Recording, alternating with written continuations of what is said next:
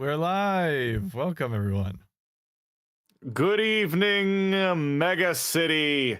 We are calling on all of you normal-ass humans for help as we're getting stomped out in downtown Mega City. But don't worry, we're sending your asses to the Shadow Realm, where hopefully you'll pickaxe your way to a new tomorrow. I'm your host, Alan, here with the Brockton Bay Book Club, and I am currently joined by our correspondent in the tent cities, Hannah. Hello there, Alan. Our man in shard space, Jacob. Yellow. And reporting live from Earth Chite, Nick. Oh God, she's gone insane. Please help. Don't worry, we'll put her down later. And finally, last but certainly not least, from the Shadow Realm himself, it is Michael, our producer. The Shadow Lord. Hello, everyone. What's up? Yes. Yeah, we did. J-Man said he's glad Hannah's alive, and Hi, I am alive. We brought her back as a Valkyrie clone to fill in for original Hannah. Also, I love it popped up just for me to see that. So now that I can, that's there. Close this and so open. glad to have Hannah chat with us in the flesh. It's so nice to be back. What a weird time to not have been here and be watching and not be here. It was weird, and I didn't like it, and I hope I never have to do that again. I don't think anybody liked it, Hannah. We all you know what? It's so validating to know that I am the comedic glue that holds this troop together. Or maybe not comedic glue, but some sort of glue. You were definitely sticky, and you were sticking us together. There was no one to stop them from their horrible, horrible things they say. It was bad. No, I was gonna say, I thought it was quite the opposite. We didn't have anybody to be the straight man for us to like say horrible things and get a really good reaction out of. Sorry. So I'm sorry. Did you just repeat? It's true. Hannah is our straight man. I am neither straight nor man. No, you're as straight and as man as the rest of us. What? And we're already off the rails. How did this happen? It's okay. I passed up the opportunity when Michael was like the Shadow Lord, and I'm like, Shadow Jacker. Yeah, whatever. Oh my God. Wow, what a time. In eons. Oh God. Jeez. But I didn't say that. So. It's a comedy term, Hannah. We know. Yeah. Sure. As a bunch of straight white men, we know what a straight man is. So let me mansplain. We can't always explain what a straight man is, but you know one when you see one. You know what I mean? Oh boy, can you? Yeah. Wait. Oh my God, if you know it when you see it, are you saying that when you look at me, you see a straight white man? Whoa, I didn't say anything about white. There's no white involved. Yeah, oh, excuse me. Assume. Wow. Sorry. No, I thought our last episode was actually quite tame without. Actually, yeah, it was a lot more boring because no one was there to react. Because you're right. Exactly, we didn't have somebody to bounce off of our antics, so we just kind of like, I guess, didn't act out. You know, it's true. But now that you're here, we can go fucking batshit. Oh, fantastic. Which is exactly what the Titans were doing. But before we get to that, I'd just like to special shout out to our patrons. We love you so much. And as a special treat, for those who already have seen it, we did a game show, a worm game show about all the things we've forgotten called Wormnesia. It's not based on any other game show at all. Legal patent pending. But that being said, that's available only for patrons. And if you're a patron, you can go watch it right now, which you're not going to do because you're a loyal live watching fan. When you're done here. Obviously, after you're going to do it, you're going to go ahead and watch that. Thank you, Jacob, for sending that to Hannah. That way Hannah can get educated. And then for those of you who aren't patrons, like, what are you doing? Go ahead, become a patron. Get help. let's see, what else do we have? We've got merch, which Jacob is sporting right now, a Brockton Bay Book Club t-shirt. It's so good. You can wear it. I'd suggest wearing it around your local library and then being like, "Oh, you don't even carry this book." What? And then, uh, is there anything else we need to talk about? No, but we did read, because we had to put it off a week, an entire arc finally. We are doing the entirety of Great. arc 18. Truly wild. Lord have mercy. What We gave are us getting goddamn so audacity? close to finishing this podcast. So with that, arc 18, initial thoughts. Hannah, you've been away for a while.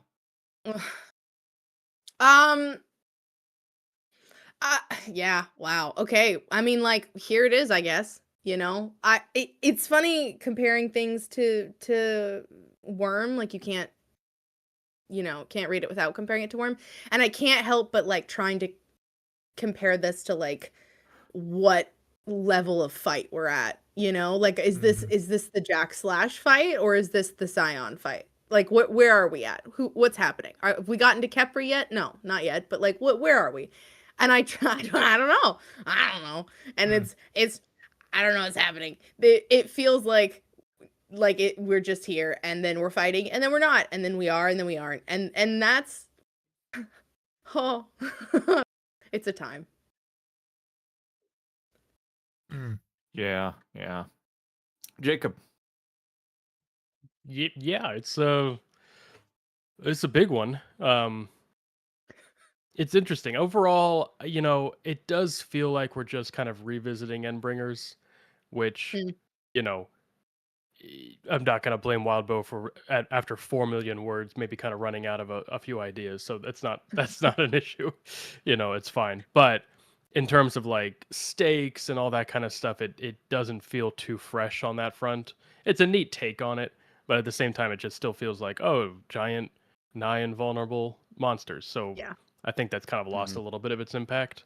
That being said, I did really love the interlude, which we'll get to. It's a very interesting interlude. And I'm very curious to see how this whole thing is going to get resolved. It feels like it's leaning towards a very, shut off, shard space, sever connection, all powers end type of thing, which I don't know how I feel if that is where they're going.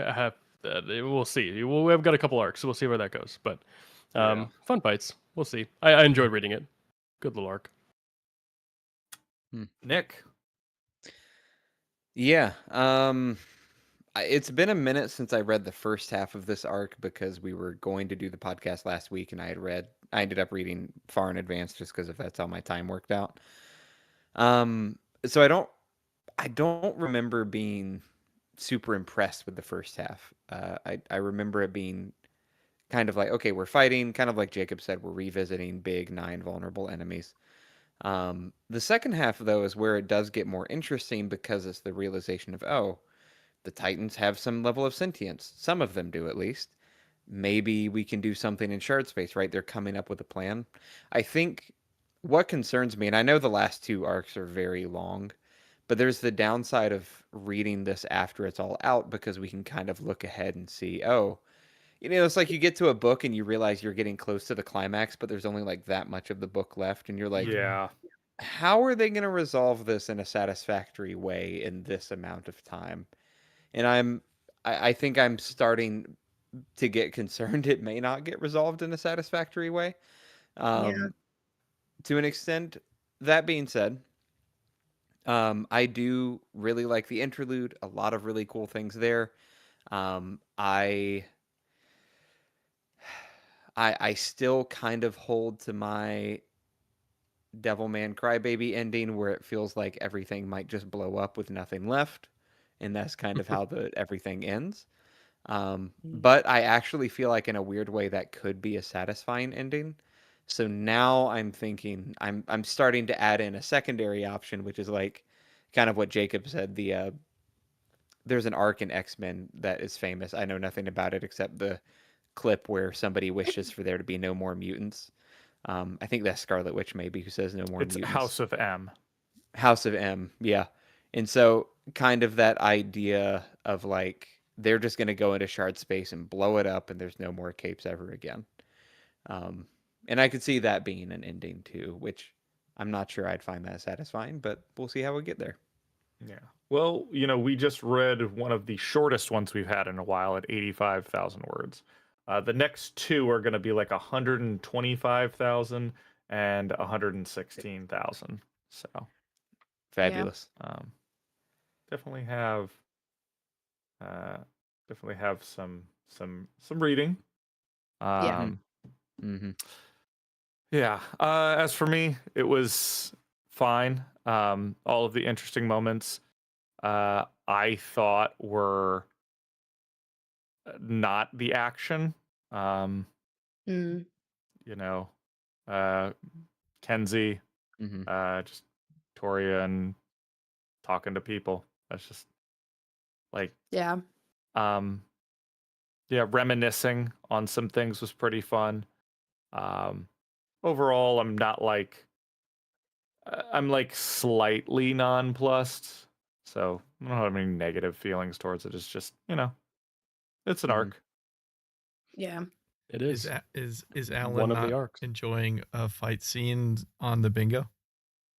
It is not on the bingo. I was struggling and it should have been there.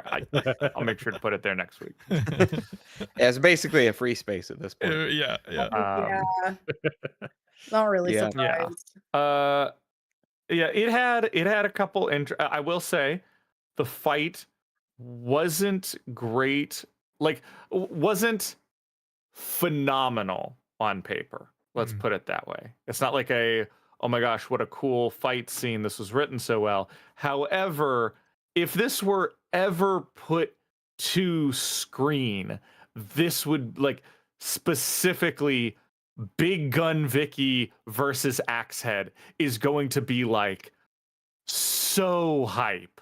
Yeah. Oh my gosh, it would hit so much harder if it weren't written. Sure. How much did her gun weigh? What was it? It's 14 tons. Yeah, it's something crazy. It's a 14-ton laser gun shaped like an egg with a snout. What? And she uses it. She's wild. there, and as we'll talk about, gets substitution jutsu, anime. All of a sudden, giant monsters behind her. Turns, blasts a golden hole through that thing. Oh my gosh! What? It looks so freaking cool. If you're, like I said, reading it, not so much. Yeah. If you can imagine the anime scene, it is cool. Yeah. Well, with that out of the way, let's get into it. Nick. Yes. What shall we start with? I think we can throw 18.1 and 2 together. I think that'll be, well, let's just do 18.1 and then we'll do 2 and 3 together, I'll say. All right.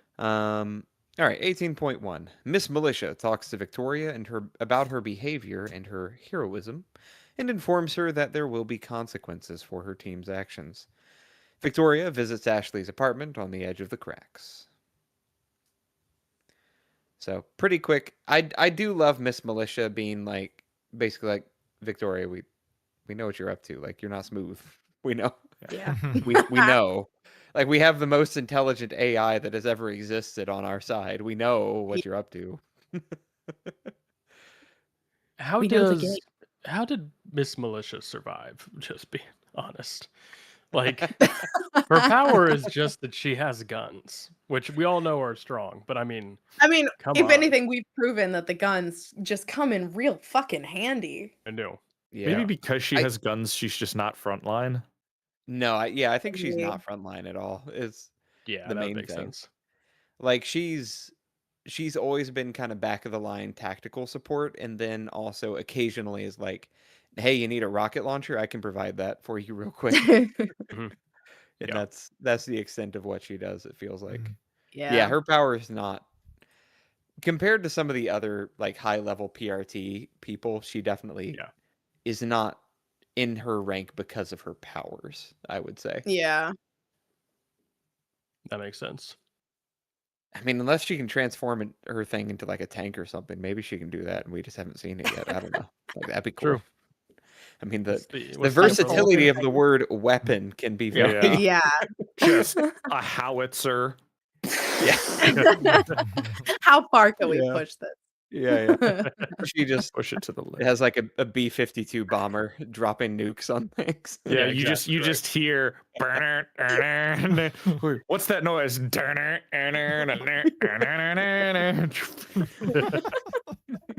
Highway. Just She's cruise even got missiles the coming American in hot. flag scarf. Love it. Oh my Yeah. gosh, yeah. The vibe is there. Yeah. I do like Miss Militia as a character in terms of what she's done Yeah. for our characters. I feel like it's funny that there's this parallel where she's been a mentor figure to both Taylor and Victoria now in a weird sort of way. Yeah. Not like a primary mentor, but just like an occasional like guiding force where it's like, hey, let me put you back on the right path for a second. And I like I that. love that. Yeah, and also like her solidifying her forever as a hero in my head of her reaching out to Rachel to Mhm. at the end of Worm Yeah. and like try to I don't know, be on good terms with her like Exactly. oh yeah, that's a good move right there. We like that.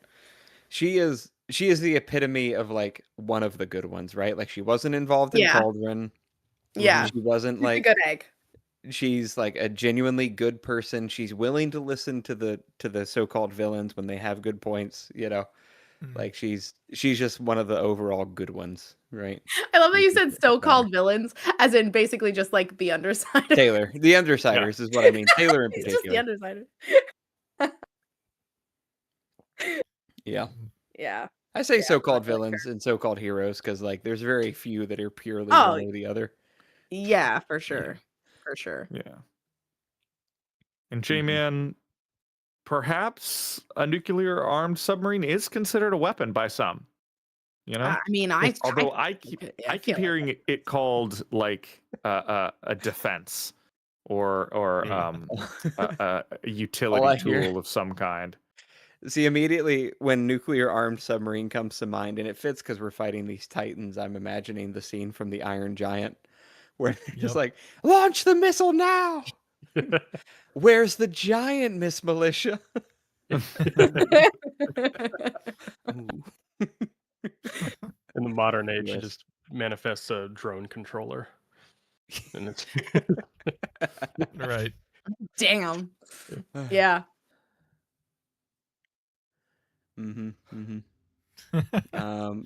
Yeah. Oh, yes, a good question from Fran. Why are we all in white? Or is this the number boys? Yeah,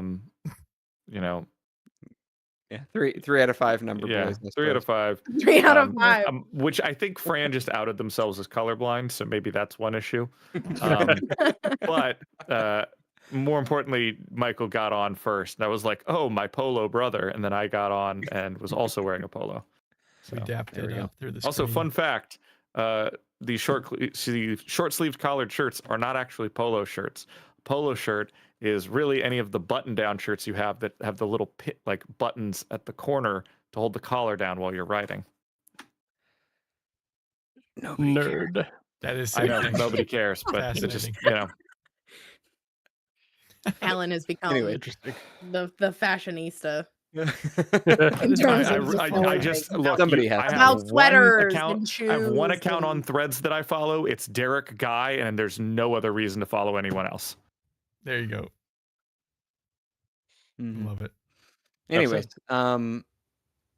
yeah, bringing it back full circle.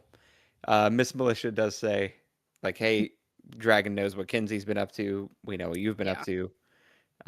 There will be consequences, and however, there are also more pressing matters. It's sort of, like you're going to be so grounded after the apocalypse, Victoria. I just want you to know that in advance." Yeah. So help me, I'll turn this apocalypse around. We'll turn this apocalypse around. I'm loving the magic mug that Nick has. Hold it up, Nick. Oh, right. The green Nice. screen Every has time he no. drinks, That's it's cool. like invisible. It's so good. It's fabulous. I didn't even notice. Oh yes, this is my Is it Edgar poem. Allan Poe? It is. Oh, Whoa. Oh. Oh, If you, Oh, if he's you cover your gone. face, it'll like completely just go away. Yeah. Ooh. Yeah. wow. Magic. Okay. Yep. Growling. Whoa.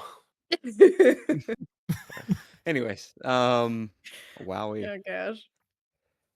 Yeah. So Victoria recovers her costume and a few other belongings from Ashley's apartment at the edge of the cracks. We kind of get this. I like, again, this is where like a visual media element would be super cool here, like you said, Alan, for the Titan fights, where it's like going into this like broken. And I was just playing Baldur's Gate, so it kind of fits where like you're in this broken, dreamy space with like space within space and cracks, and it's like, oh, if I drop my mug into the crack, it's just gone forever. I got to make sure I'm careful when I'm stepping around. It's this very ethereal, weird space, and I do like that, imagining what that would be like visually. Yeah. Yeah, very neat. Yeah, I imagine in my head it's very geometric and like never-ending neon horizon for some reason. So it's basically like Tron almost. Mhm. Yeah. Like Tron, but with like the fractal like groundwork, but still like there's just an infinite horizon of red crystal. Mm-hmm. Yeah, I could Yeah. see that. Yeah. I'll be honest, I got half a Yeah, page that's of all I notes had. for this entire arc. So Yeah, Yeah. that's all right. We'll keep going. 18.2 and 18.3. I think we can do together. Do it. Legend briefs everyone on the Titans. Armstrong briefs them on the cycle, and Victoria briefs them on the shard space. Breakthrough, Undersiders, Deathchester, and the Malfunctions prepare to fight a Titan. 18.3. The teams relax, chat, and bicker in preparation for the fight. Victoria and Sveta fly to a hillside for a personal conversation. Eve and Oberon attempt to form a connection. And the teams are called to fight. I just gotta say, I think the issue that I have with the Titan fight is the one I wanted to bring up here, is there's just too many dang Titans, and I don't know how to keep track of them all because there's so many. And on top of that, we've also got Amy's giants that she's made that are involved. Yeah. And it's just like, I'm getting like, I think that's my issue, is I'm just like, it's interesting, but there's too many interesting things to focus on, and I don't know like what I need to remember. So like they're like, oh no, Titan so and so's here, and I'm like, who? Like, am I supposed to remember what this one does? Like, I don't. Yeah. I'll be honest, I the don't know. only two that I remember is Eve. Eve is easy because Mhm. and Arachne because Mhm. the visual is there. And I guess Fortuna as Yep. well, but other than that, I'm like I fuck if I know. Yeah. I remember Oberon only because that's the one that they're involved with mostly, is Eve and Oberon. Yeah. And so Remind me know. again who Oberon is. Oberon is the Moose Prancer. Yep. Hybrid. Oh, see. Yeah. And then Ophion is Mr. Bow. Yes. And And then who I is will say- Scotty? Yeah. Oh, Scotty is Axehead. Scotty is Okay. active. Which I think of all of them has like the most immediate, because they interact with it so much, has one of the most immediate and coolest powers, which is just, yes, Hannah. Can I look up fan art, please? Sure. Am I like spoilers? I'm trying to not. I mean, go, like, honestly, review if art from the you end, look up so. fan art, like it should be fine. And even if you look them up, as long as you stay within that top box where their art is at, or just scroll like all the way to the bottom as fast as you can, you should be fine. Scroll as fast as you can. Yeah, I don't know it's what the the cape- reasoning was for renaming them. I guess it's to dehumanize them. He's cool. Yeah, dehumanize them, or the this idea that they are no longer who they used to be. Like Fume Hood is not like she's not in there, or if she is, she's buried so deep that it's not really her anymore. Yeah. Which, as we've then come to find out, they maybe are, but also maybe aren't. I don't know. Yeah. I still don't quite. I mean, think about how that is they had to really rename. They cool. renamed Noelle to Echidna. Yeah. Yeah. Well, yeah, I saw that more because Noelle was her actual name, not her. She didn't have a cape name, so Echidna Yeah. was just like her Echidna was her her cape power name. form. Well, I was Yeah. gonna say they knew who she was. They named her Echidna as like a designated target. Yeah. I think the same thing with like calling these Titans. I mean, I guess you could call them Titan Fumehood, Titan Prancer, but then you get into the fact that they are merging sometimes. So it's not technically correct to say Titan Prancer. It's Titan Prancer Moose. So just, you know, as they're linking up and doing weird things, they're not necessarily Yeah, I do think about like it does help when you're looking back, like even at Taylor and the different names that she's had throughout Worm, and it helps to differentiate the timeline a little bit to know that like, yes, this is when she was Skitter, and this is when she was Weaver, and this is when she was Khepri, and that like that distinction helps you know where you're at in the story. And like even now, no one calls her Skitter or Weaver. They all call her Khepri.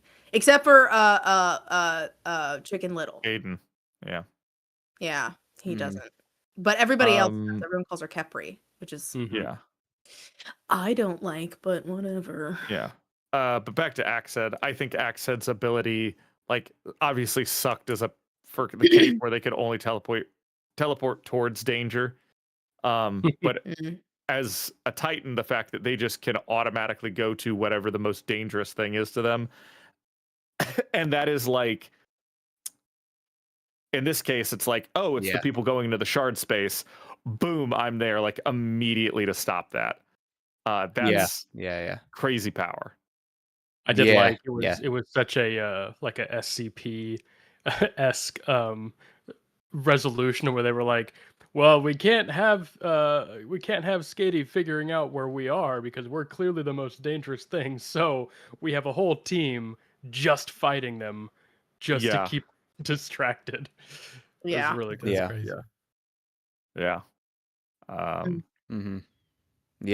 then I don't even know how they're gonna deal with Victor because like he's literally just an everything vampire. Yeah. He's just a power vacuum. Yeah. Like he's gonna walk into a space and everybody's gonna get what's that, feeble-minded, essentially. Yeah. Like permanently feeble-minded in his area. Like that's crazy. Yeah. Ugh. Yeah. I mean, all the Titans get introduced at the same time. Imagine if you had one arc to understand all 5 Endbringers and Scion at the same time. Yeah, exactly. I mean, and I think like even with the Endbringers, we even like got confused with Tohu and Bohu and Khonsu, like because they got introduced so rapidly, so quickly, but we still had time to realize, okay, this is Khonsu. That's the time when we got Tohu and Bohu. Don't remember matter ultimately. You know, I believe Tohu's the tall one and Bohu is Tohu's the tower one. And Bohu's the mask one. Yeah. But exactly. I think J-Man makes a good point. It's exactly the same where it's like instead of being introduced organically to the Titans, we're introduced to them in a briefing. And that while it is a quick way to disseminate information, it's not effective for storytelling, really. Yeah. I think it was trying to like it got somewhat preempted by having the interlude beforehand and focus on a lot of the characters that we were about to see become Titans. But I mean it still stands. It wasn't enough to stop that from being a really rushed exposition. Because it's just a lot of exposition and there's not a real great way around to do it in a short amount of time. Because I think you could have said, and I don't know. I'm trying to rewrite something big here, but I feel like you could have just focused on Fume Hood, Contessa, Moose Prancer, and Victor. And there was one other one in that there, right? And Arachne, right? Like you focus on those 5 to start because those are characters we have connections to. We know who they are. We see them become Titans. And then you can naturally, like Scotty could even be a surprise, so to speak. You know, just in the sense of like, oh, shoot, there's another Titan here. We don't know this one very well. Oh, it must have been this cape. Like they can figure it out quickly, but have it introduced a bit more naturally, like you did for those 5 Titans, and I think it would have been easier. And then it's just the fact that there's also there's like 2 that we know exist, but we don't know what they are, so there they are. Yeah, You know, look at them. this would have also been an I don't know. interesting way because we were kind of in Worm, we were kind of deprived of figuring out how the Endbringers worked because we come into the story 30 years late. So by the time we get to the Leviathan fight, it's already established. They've got the wristbands, they've got the debrief, everybody knows where to go, like that kind of thing. Like we never got that, like, oh shit, this is the first encounter with an Endbringer moment. Yeah. Really. And this kind of would have been an interesting, like we could have had that here. We could have sort of felt that for the first time. Like you said, Nick, like imagine no debrief, not really understanding what's going on. Giant monsters are attacking, having to figure out who's what the powers are. It doesn't have a name yet. They've got to name it on the fly. Like, yeah, I think it could have been interesting.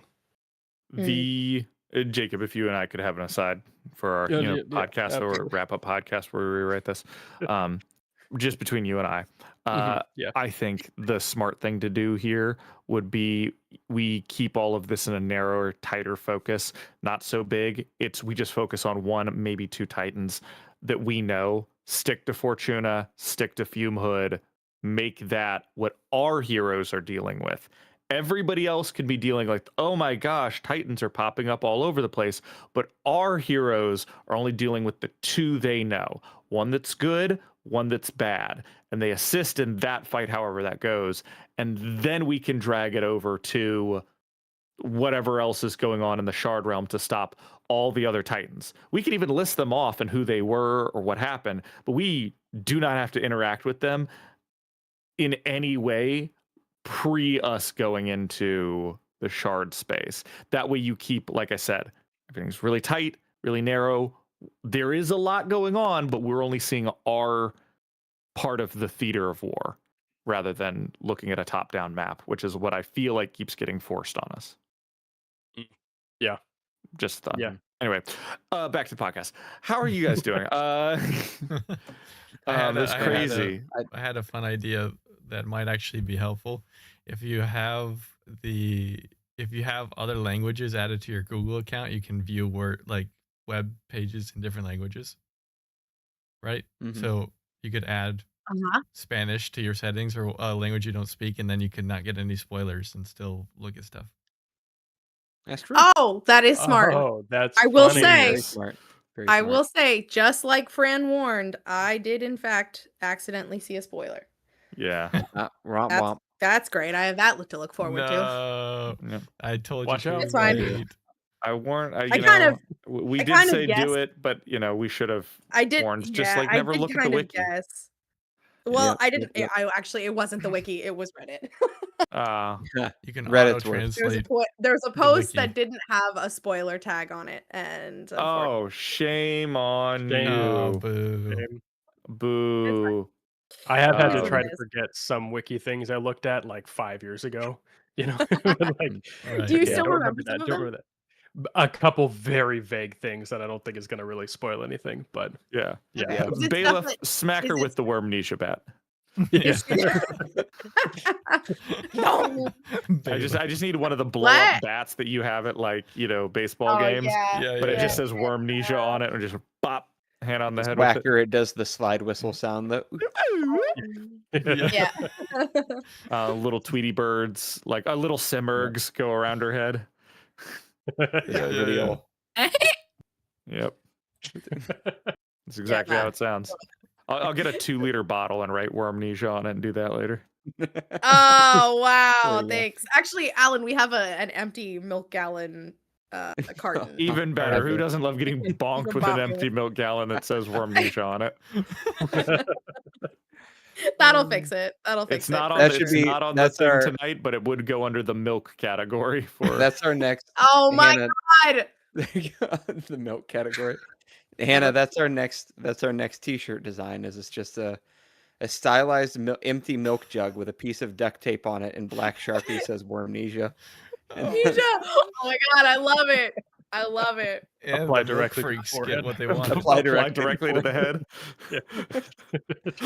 No, apply Listen. directly to the Corona Palencia. Yes. Ah, that's great. Yes. I actually like that. There That's you go. fun. Oh my gosh. And All it's a right. milk payback. It's perfect. So much Um, yeah, Beefaroni did say it is odd to think about it, but Tohu, Bohu, and Kansu are all just still chilling out in the world. They're just not doing Yeah, anything. they're just hanging around. Yeah, I all I the have never Endringers forgotten except this. for Hannah never Mr. forgets Rose anything. is chill. Okay. They're just like, Yep. whatever. Well, It is upsetting yeah. though because they're so important for Yeah, so that long, does and now suck. they're just like out there, just vibing. Like, what do you mean? Why haven't we called them in? Good I question. think it's more weird that the Simurgh is not dormant. Like it kind of makes sense Yeah. that the rest are. 'Cause they were just weapons, like from a dead shard, essentially. Mhm. So I don't know That's what makes the Simurgh special. It is I love special. her. I love her. Yeah, we'll find out. She's my favorite. Fascinating. Perhaps we will. Anything else on 18.3? Don't think so. Nope. Yeah, Alrighty. not really. Yeah. 18. Just- I'm gonna throw 18, 4, and 5 together. What were you gonna say, Hannah? Sorry. I was just gonna say, it's that calm before the storm thing where like we're all prepped and we're all ready to fight, and we're all just kind of waiting to find out where we're going and what we're doing, and I do appreciate those moments of just like the downtime. We've talked about this a lot before, but like the downtime is always so, I think, needed, especially like right before you go into a big fight. But it also really does play into that kind of like roller coaster of not tone, pacing. It feeling very like, oh, okay, we're gonna go into a big fight, but we're gonna also sit around and talk about it for 18 million years, and it's like, okay, okay, cool, we go again. Yep. I did like Victoria getting to stand up on stage and be smart in front of people. We love Yes. I was going to say it's interesting that they are aware of the shard cycle, which is a fascinating thing to me. That was something I didn't know. Something I didn't know how aware of it they were. And I thought that was interesting. And Armstrong's the one who presents that. So it's become like official PRT data. Hey, this is what the shards are. They're entities from another universe, basically aliens, and this is what they do, and we know that now. And now the cycle, I was like, oh, that's interesting that they know that, like, and they can say it with such confidence. Like, we know that because we read the worm interlude where the worms were worming, but we know. I didn't know that Armstrong had read Worm. Exactly. Yeah, that's why he's the expert. That's why he's the expert. Maybe that's why Miss Militia's still around, because she was the only one who remembered her vision, right? True. Bring it, that's bring it back around. Answer my own question. There we go. Bring it back around. Well done. Yep. Good job. Yeah. Love it when that happens. And then they wormed everywhere. Didn't they anyway, worm so hard in time. Yeah. Alrighty. 18, 4, and 5 I will put together. 18.4. Victoria tries to keep Kinsey from coming, and the teams portal between the two titans. Eve and Oberon begin to fight, and the teams alternate between them. Tattletale realizes that this is the new normal. 18.5. Victoria and Tattletale help Eve victims. Augur beats and connects with Scotty. Kinsey gets a snapshot of Oberon's Shardussy. Vicky and Foyle distract Eve, and Scotty arrives to destroy the Dragoncraft. Nick, Made some. is it in? some Did you? editorial decisions there. And I hate it. Yeah. You really didn't have to. Yet he did Hey, anyway. I did that for you guys. I didn't have to go that hard, but I did for you guys. I really wish you weren't hard while you did it. It's probably the worst part. You didn't have to. I didn't have to, Oh but I my did for God. you. I can't go anywhere with you guys. Jeez. What a time. Once What a again, Hannah, time. you bring the worst out of us. This is really your fault. Damn. I'm glad I can add this to our podcast. Just speaking of getting wet, y'all discuss. I'm going to get some water. Fair enough. Just victim blaming. Excellent. Yeah, really though. So, Oh God. so this is where I do like the negotiation with Kinsey, just as a fun little character moment, where she's like, "Please, can I come?" And she's like, "No, you're not frontline." And she's like, "But they can keep me safe with the malfunctions." And they're like, "I guess the malfunctions do need something to do, so they don't feel useless, but don't have to fight." You know? Yeah. And then they're like, "Okay, 5 minutes," and she's like, 10, and they're like, "No, 5." Just that, like, it felt very mom-like of the. Please, can I come? No. Please. All right, fine. Oh yeah, exactly. Yeah. 10 minutes, 5. I just no, exactly. I do love it's that. Perfect. Also, like the oh my God, I just forgot their names. You literally just said them. The malfunctions, malfunction junction, major malfunctions. The major malfunctions, like after losing Fume Hood like that in that way, is so traumatizing, and like especially since we just got all of their backstories and they're all trauma bonded, poor babies. You kind of want to give them some sort of win, and like having them protect and care for Kenzie right after losing Fume Hood, who has kind of been a mentor for them the past couple of months, is like, I don't know, it kind of feels like it could be good for them, you know? So I think it's a good choice. And you know, we need Kenzie to take pictures of things. So it's true.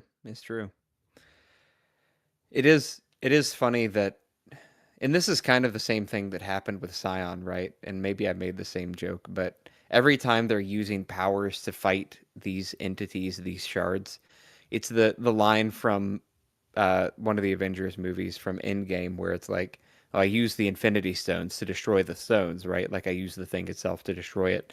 And that feels very similar here where it's like, oh, we're using the shards to destroy the shards. It's like what we're trying to do. You know, is we're trying to use our powers to understand them. The powers came from them though. So we're using them to understand them. It is like this recursive circle, which is why I think it's going to end badly somehow. But oh yeah, I feel like it will. I feel like there's no way this can end nicely.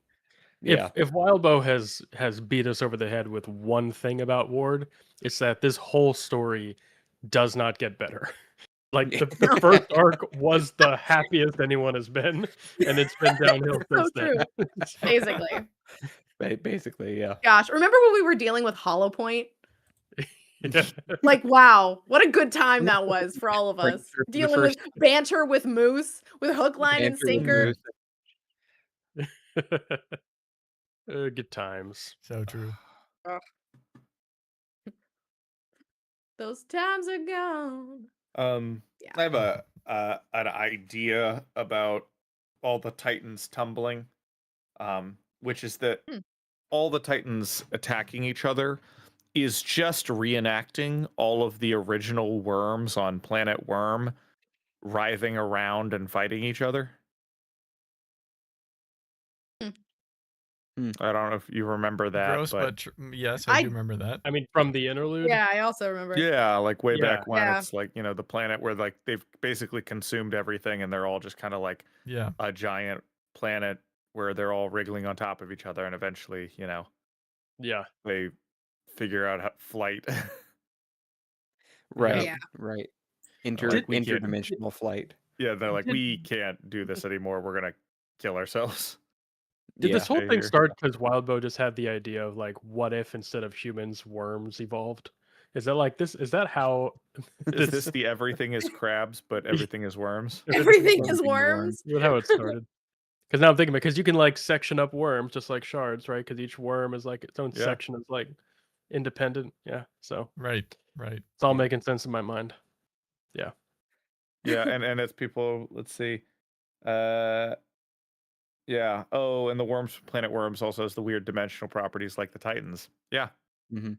I Oh, stand it's by, true. like, Interdimensional worms. they're essentially reenacting what happened on the first planet in Yeah, a way. reliving the glory days of Arc 1.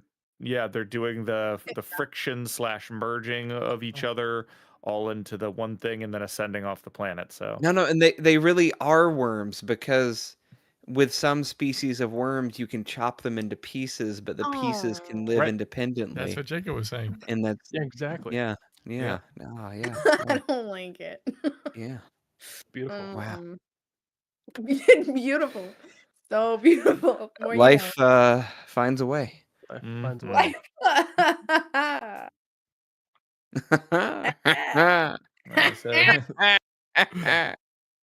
Anyway, they the whole, like, while they were busy finding out if they could worm, they never asked the question, should worm. Oh my god. Oh my god. All right. Yeah. What anything else in this?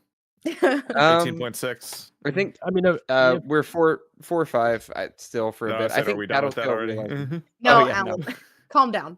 I think Tattletale realizing her power cluing her into that this is the new normal, right? Yeah. Is that it's sort of this hint that this isn't going to be a fight we can win the traditional way, which I appreciate. No. Yeah. Because that is kind of the which I appreciate, because it does differentiate it a bit from Scion, where, you know, Taylor's whole thing was like, if we can just all work together, we can hit Scion hard enough to win. Like we are capable of just punching him hard enough to win, literally. We just need to get everybody to work together. So the key to that victory was Taylor forcing everybody to work together as Khepri. Whereas with this one, it's this sense of like, no matter what we do, this is just going to keep spiraling. And we need to find a way to cut the spiral before it goes out of control. Right. So we need to break the cycle rather than it feels into it. so sad. Like it feels so, like with Scion, there's this feeling like if we could just beat him, then we'll be okay. But with this, it's like, we'll never be okay. Like it's just, we're just gonna fight more and more and more. And it's like, oh, it makes me tired. It makes me so tired. Yeah, right. Yeah. Gosh. And it's, I don't know, like, it just, I don't know, yeah. And this feeling like at the end of Worm, you have this like, okay, well, I don't know how, but we're gonna pull through. Like, we're gonna figure it out. With this, I'm like, I don't know if we will. Like, I don't know if we are gonna pull out, you know? Like, are we gonna make it? I don't know if we will. And there's this, like, I have a, like, for the first time in this whole fucking book, I have a guess of how it's going to end. And I don't like it. I don't like it at all. But I see a potential ending. Although, like, no one saw Khepri coming. Like, holy shit. So, I mean, knowing Wildbow, he's gonna throw out something crazy, and I'm gonna be like, yeah, well, that's not what I thought was gonna happen, but okay. So, I don't know. It feels so, like, if I was in Victoria's shoes, I don't know if I could keep fighting. Like, I might just kind of sit down and not get back up. Yeah. Yeah, it's very, very daunting, I think, in a way that, in a weird way that Scion was not. Yeah. Yeah. And I the problem, like, with this is, like, no one knows. Like, no one knows that this is just going to keep happening. Like, it's not just like, oh yeah, we fight these titans and we'll be fine. It's like, no, there will be more, and it will keep going until that it's everyone. Like, this isn't going to stop. Yeah. And like, it makes me wonder how many of the other precogs or thinkers just have figured this out, that Tattletale is just kind of like, yeah, we're not, this isn't. That's why we haven't seen anything from Dinah, because she figured it out long ago. Just like, Yeah. oh, you know what? I'm just gonna Yeah, go well, we're fucked, so enjoy what little life I have left. Fast. for real. Mm-hmm. Is that why Contessa just wanted to go to a beach? She was like, I know how it's gonna end, so I just want to go sit on the beach for like 5 minutes. Could be. Bernard says, how do you think that the heroes can win? I don't think they can. I don't know that they do, honestly. Yeah, I don't mean, think they it will. teases at the ending. They kind of I hinted at that. I feels like they're teasing too is just some sort of separation from shards altogether that like just I think so too. severs the connection, so all powers are gone type of thing. Which we can talk about endings. I would hate that ending, but I think that's the only one I could think of where like anybody wins, where anyone survives. Yeah. Basically makes everyone human again, and the existing shards, shard off. Yeah, they shard off. Yeah. Sharding. Oh no. Sharding everywhere. No. God damn it. Yeah. Yeah. 12 tons of gun is a good start. I think it was 14, but yeah. Yeah, Yeah, it is a good start. That's for damn sure. I think it was 12 because she said Was her it 12? max was she could lift 14. And Kenzie was Right, like, that's I right. believe. Sorry. Yeah, and then Kenzie was like, well, here, this was 12. The patrons are always right. Yeah. They are always You're right. And that was silly of me to question the chat. Absolutely silly. It's true.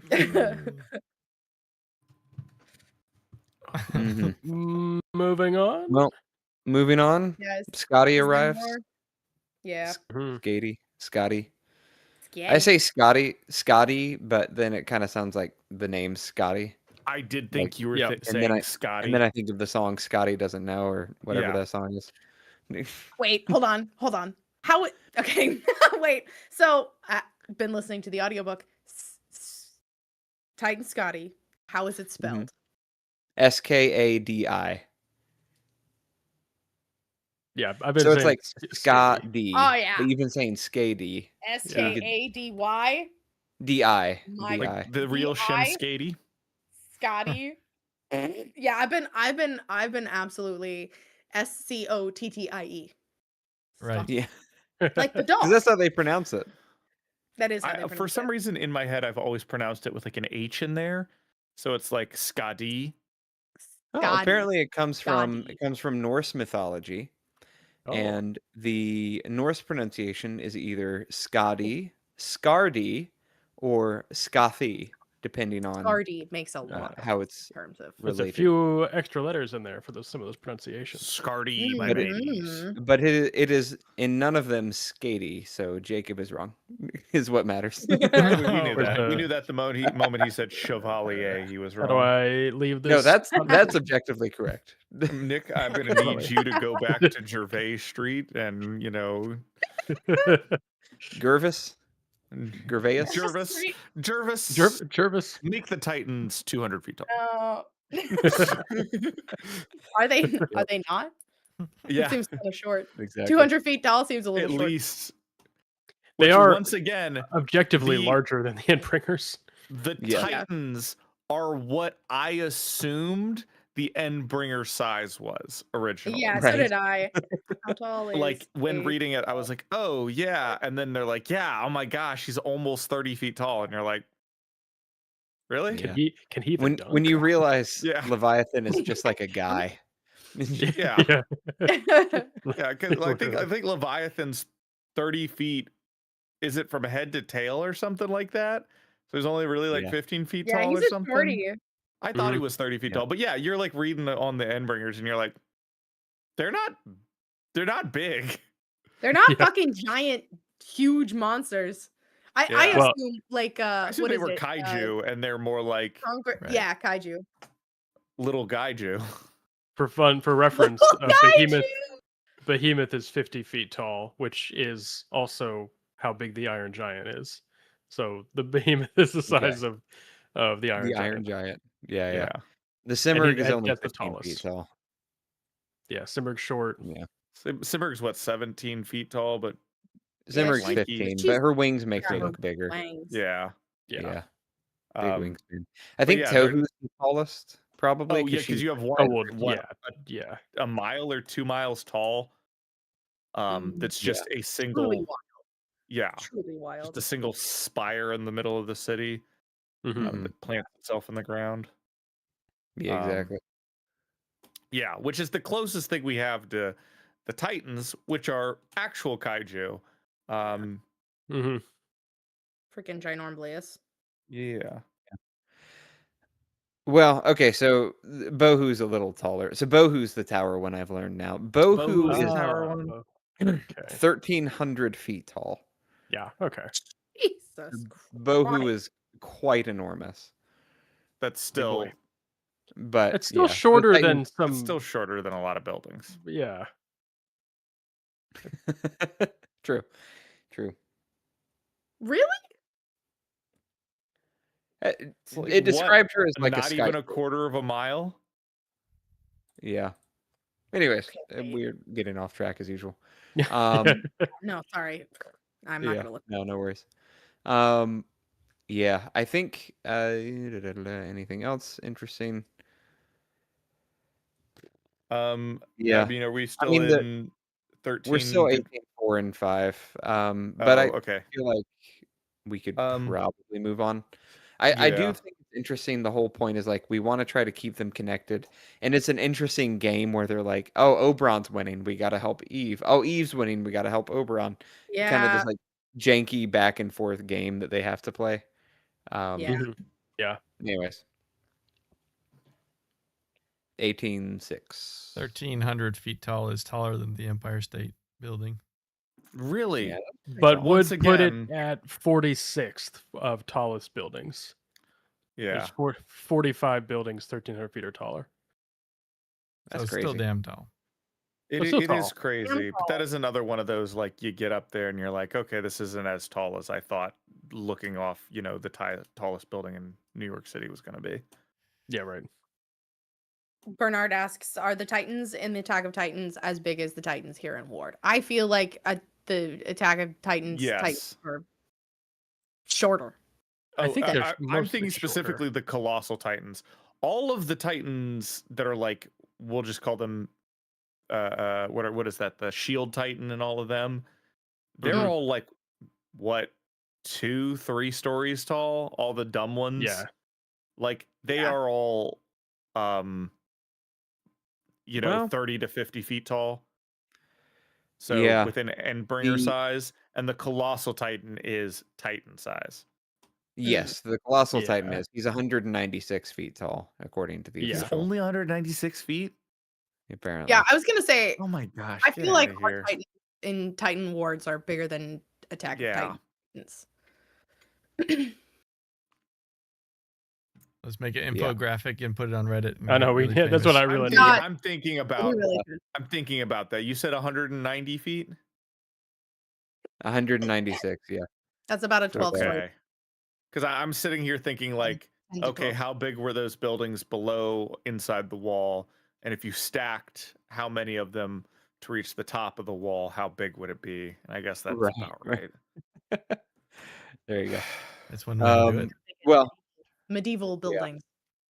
Yeah. Much like the setting of many of these things, the size scaling is often difficult to understand. Yeah. Listen, Leviathan is big in our hearts, if not on the battlefield, right? Oh. He holds a special place in many of our hearts. Number 1 on the field and number 1 in your heart. It's true. Listen. If anyone could go toe to toe with one of these Titans. Exactly.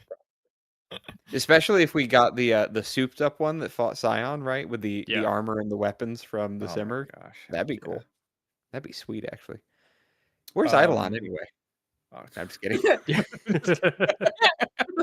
kidding. Wait, what did we decide? We decided that Valkyrie did create a body, but just left him off to the side. Yeah, just never brings him out. Yeah, exactly. Stay in your room. Yeah.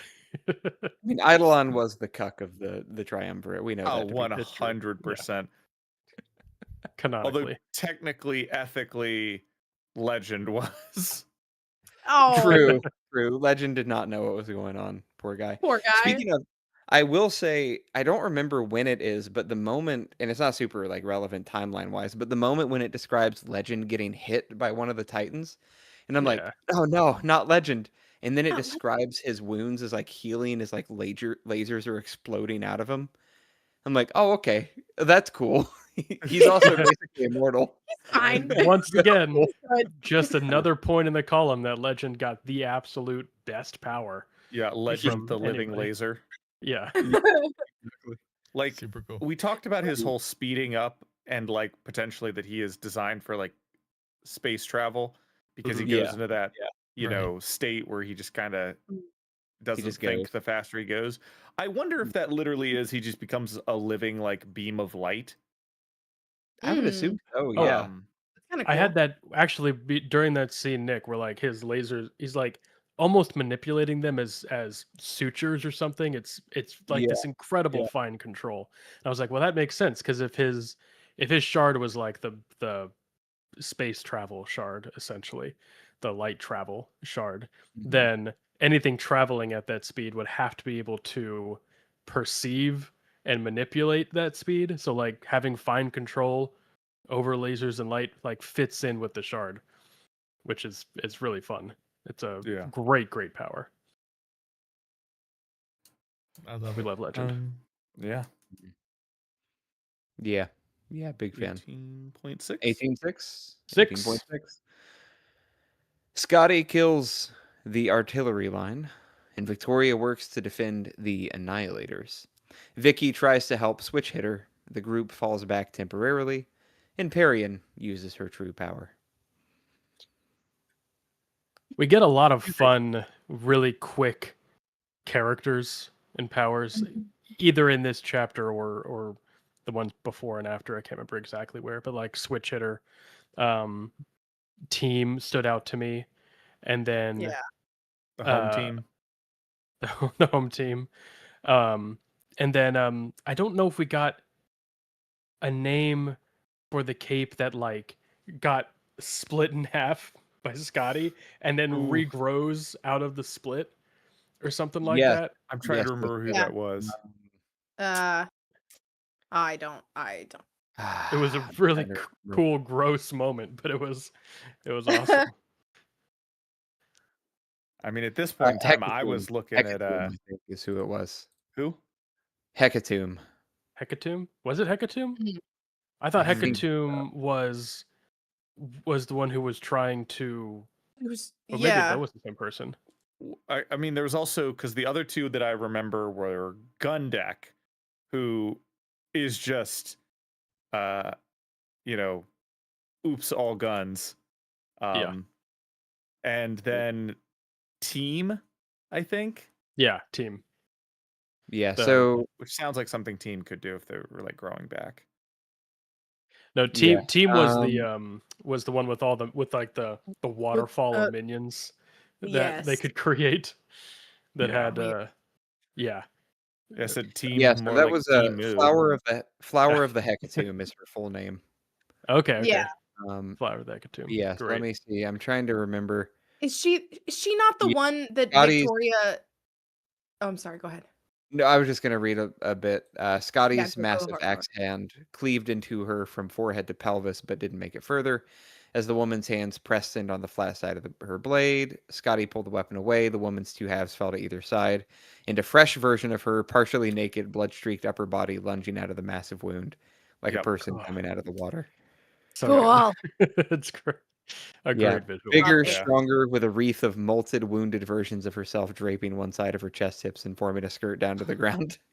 Hell yes. So badass. God so good. Damn. Wow. Yeah. It certainly flower of the Hecatomb. Pretty picture. Yeah, just another name drop. She's one of the capes who'd been brought to our world by Capri and was back where she belonged. Oh, cool. Is she also the one who Victoria watches her basically make a split decision to like protect one side, and she had done it in vain or whatever, and it's like, and she like looks around and realizes that she protected the wrong side or whatever, and Victoria's like, Yeah, like she's just not quite fast enough. Yeah, like I know how that feels. She's going to remember that forever, and like she's trying so hard to like. She was brought here, and yet she's fighting so hard. Like, that did hit me. Yeah, because there's a bit of like, there's like a little bit of a time jump here, where the implication is like they've been fighting the Titans for like a little while, like hours, at least. Yeah. And yeah, because you're right, because there talks about how it's like you got to be perfect every second. Yeah, it was about. I think they said 40 minutes. I was just scrolling through and they said 40 minutes, but yeah, exactly. Of course. In worm time, I should have known better. A single minute has 40 minutes, 2 minutes, who knows? Gosh, reading through Ward is like watching an anime where it's like 5 episodes in and 5 seconds has passed. Again, I think there is that line too where Victoria later says, Kenzie's grown up so much in the 2 months I've known her. Yeah. I'm just like, no, I was even thinking about how this one isn't quite as bad because it does make sense, but still threw me off when they were like, when Kenzie was like, "Oh, and by the way, Rain goes to sleep at 10:36." They're like, "Oh my goodness, he hasn't slept since we were back in the Shard Realm." And I was like, "That was all a day ago? It was 24 hours ago. Yeah. What do you mean?" Oh, yeah. What do I mean? What do you mean? I mean, is it? It feels like maybe a choice after all of the time skips from Worm that maybe Wildbow's like, okay, we're gonna definitely make sure everything happens, and we won't have any time jumps, any big ones. It'll all just be happening, and then everyone's getting whiplash from everything happening so fast. Like, we need some downtime. We don't need 2 years, but we do need a little bit. We do need a little bit of time, please. Which, yeah, no, it's a lot. It's a lot. I do love that they've deemed the people who can deal damage to the Titans as annihilators. It's a great. I'd love just to be like, yeah, I'm in the annihilator class. Yeah, that's so fun. That's so fun. I also love that Wildbow really plays into a wonderful stereotype here, where the softball themed hero is named Switch Hitter. And what are softball players known for being? That's right, lesbians. And love it. And her team name is Girls at Bat. And I'm just like, wow. Love it. Just really, really shook the gay sparkle dust on that team. Fabulous. I gotta say, though, probably one of the better thematic capes that keep to their theme. You know? Yeah. With her the bats baseball are cap. cool. With all the glitter, sparkly galaxy theme and the thorns. Well, she's got her 2 Keyblade ass looking baseball bats. Yeah. You know, one's the Sparkle one and one's the Kingdom Hearts, you know, the sealer, you know, from the Dark Kingdom Hearts. Or it also kind of really feels a lot like the baseball bats from Fooly Cooly. Especially when he pulls out the 2 baseball bats at the very end of the first Fooly Cooly series. When he's like merged with Adam. If anybody knows what I'm talking about. But they're basically it's cosmic baseball bats. Yeah. And they're on a rooftop battling, you know, essentially God stuff. So wouldn't be surprised if he pulled from Fooly Cooly for that one. There you go. I will say, the comments are saying, Bernard says, Ward has downtime compared to Pact. And apparently Fran says, this and Pale are the ones with downtime. And I'm just like, oh. So it could be worse, is what you're saying. Oh my gosh. Nick, you don't understand. Pact is 2 shit rolling down hills back to back. Fabulous. That's Oh, it. no. That's the whole thing. It's Oh, shit. no. You get an intro, shit rolls downhill, shit rolls downhill. The end. Is it the It same ha- rolling down the hill, or is it two separate shits rolling down the two hill? separate shits rolling down two separate hills. The whole thing takes place over like 2 weeks. Oh my That's god. crazy. We love it. What are we reading after this, by the way? Yeah. Did we decide? We should discuss that. Haven't decided. Yeah. We have a lot to We'll get discuss. there when we get there. I mean, you mean in very soon time? Yeah. In 2 months' time? Something like that. I mean, yeah. No. Yep. There you go. Back to you on that one. Yep. Yep. I will say I do enjoy Switch Hitter, that little interaction there of like Victoria basically saying Yeah. like, hey, you've done enough. It's okay. You know, Oh, that one hurt. that was a good moment. Yeah. And then Perian unleashes her Oh true my power. god. Heyo. Fabulous. Whoa. It's one of those things where I'm like, I bet she could do. Like, I think if I'd thought about it, and you're like, what else can Perian manipulate? She can manipulate cloth. She can manipulate leather. Interesting. What is leather exactly? Oh yeah, she could definitely do skin. It's Like, that's always been about skin. It's always been about skin. Always been about skin. That's truly horrifying, but it was also very cool. I also Oh. love the Fran did mention earlier people were mad the one good gay couple was fighting, which are I'm assuming Perian and Foil. Yeah. But I do love that like All couples. Perian's like, Just I don't know if I can forgive you for, killing March, and Foil's like, I don't know if I can forgive you for making a flesh monster. Jeez, lady. For making out of dead body parts. Like, wow. Also, important question. Alan, if I died and my body is there and she comes up and she goes, hey, can I use Hannah? What is the answer? Yeah, fuck it. Thank you. Hannah would have said yes while she was alive. Are you kidding? Damn right. Damn right. Yeah. Make me part of your Yeah.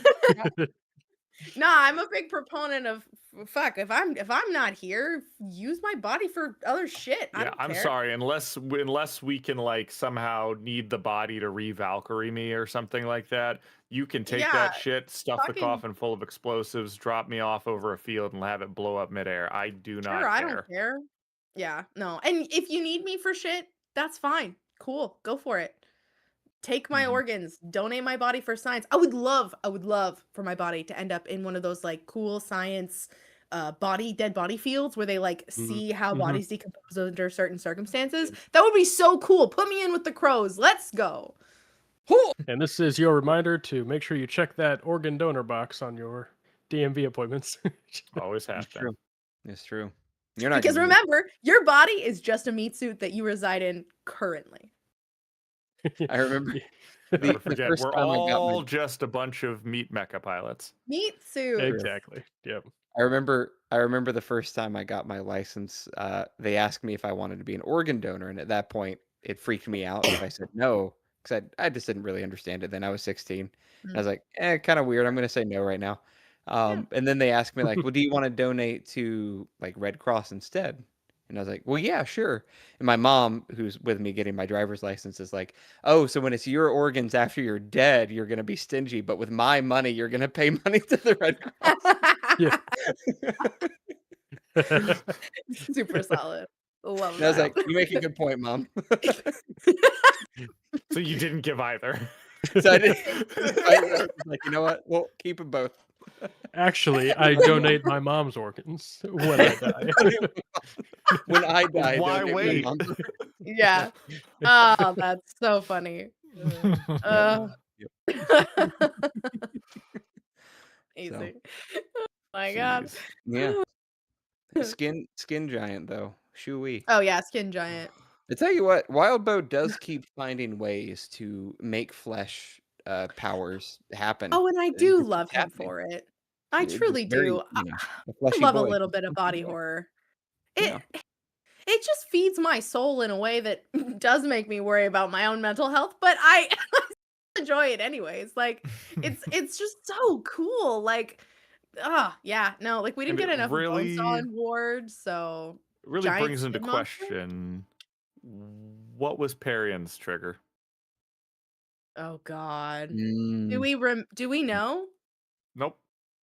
Can we make a guesstimate at timeline?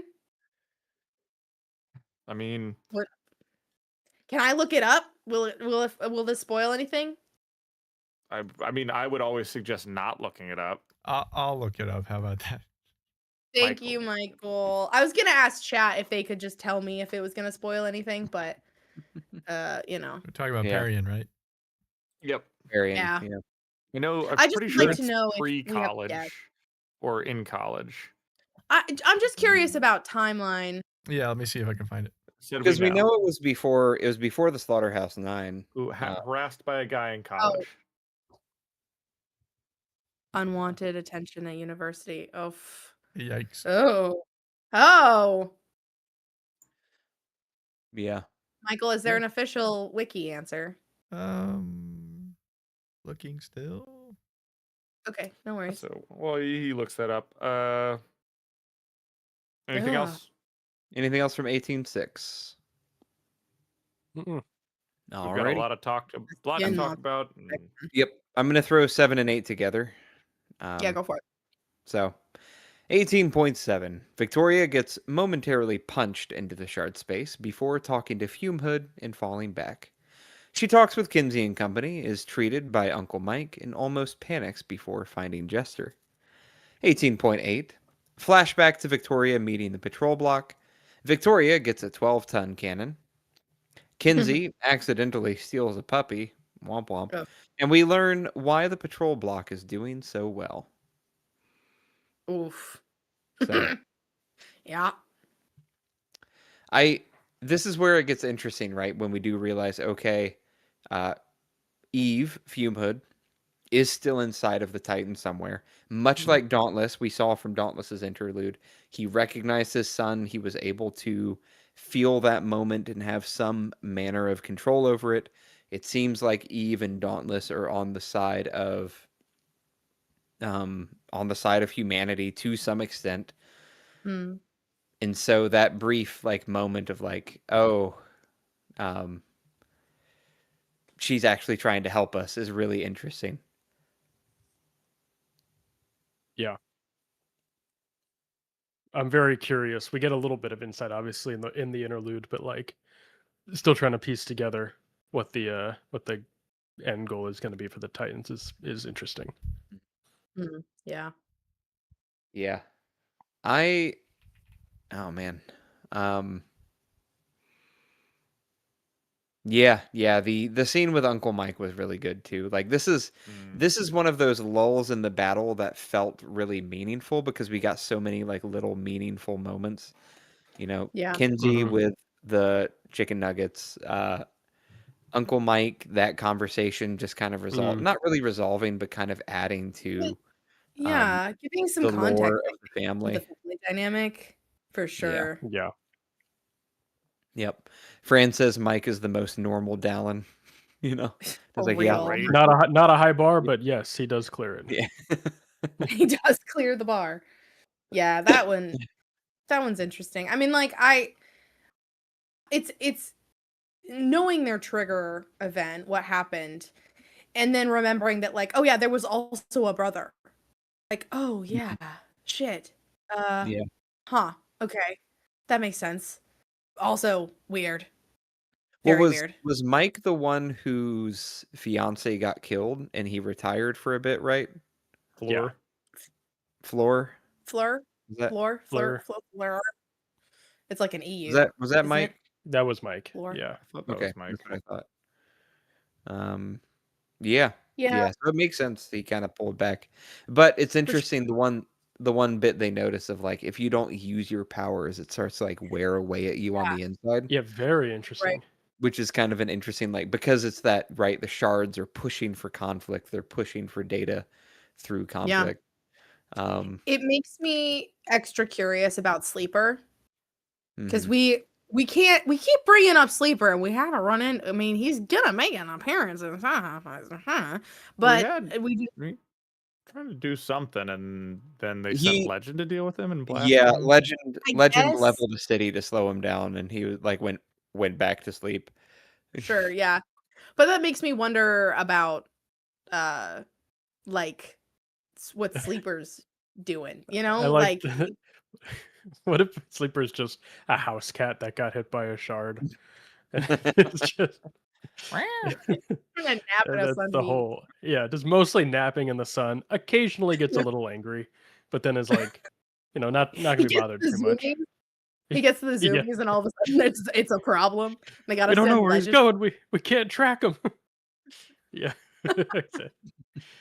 Like when a cat suddenly gets into the hunter thing and they're like, I will kill that squirrel. And you're like, you don't need to, it's okay. Which is why it made sense to send Legend, the human laser pointer, after the cat. Oh my god! That's so perfect. I love it. Oh, amazing. Yep. Until I'm proven otherwise. That's what I believe. There you go. Spiritually, it's true. Yeah. No, Sleeper's totally a cat. Until proven otherwise. This is just how it is. I'm looking at a Sleeper right now. Oh. I will say Beckford has been incredibly cute today. Gosh. What a Mr. Man. Oh. We also this was my least favorite moment of the whole arc, which was Kenzie taking a puppy. Oh, I have to agree. Oh. Okay, wait. Why is it your least favorite? Because it's probably, I feel like we're probably on the same. We've talked about this specifically with Kenzie before, but it applies to everybody. But the lack of growth from her as a character this late into the story is getting really frustrating. Yeah. And like, I don't know, kind of what Nick was saying before, we're nearing the end. I don't know how you're going to give her time to actually change. Like, how great would it have been if she took this opportunity to ask Rachel and like made steps to be like, okay, no, I'm growing as a functional adult. Yeah. Let me ask permission for this thing that I normally wouldn't. I don't know. It just is like, I'm not going to be satisfied with how her character ends now. And that's unfortunate. Yeah, I definitely agree. I think Kenzie has such potential for growth, and like the things, if anything that we've seen her change, it's her being more of a teenager because she's hanging out with the Chicken Littles and the heartbroken children. And it's like, this is not what we wanted to see from her. Like, that ain't it. And to be perfectly honest, like, I understand obviously the puppy situation with Bitch, not great. Gonna be a problem for everyone. I greatly dislike the amount of sudden, quick, oh my god, effort that we're gonna fix this right now. We have to small. Victoria keeps calling it a minor.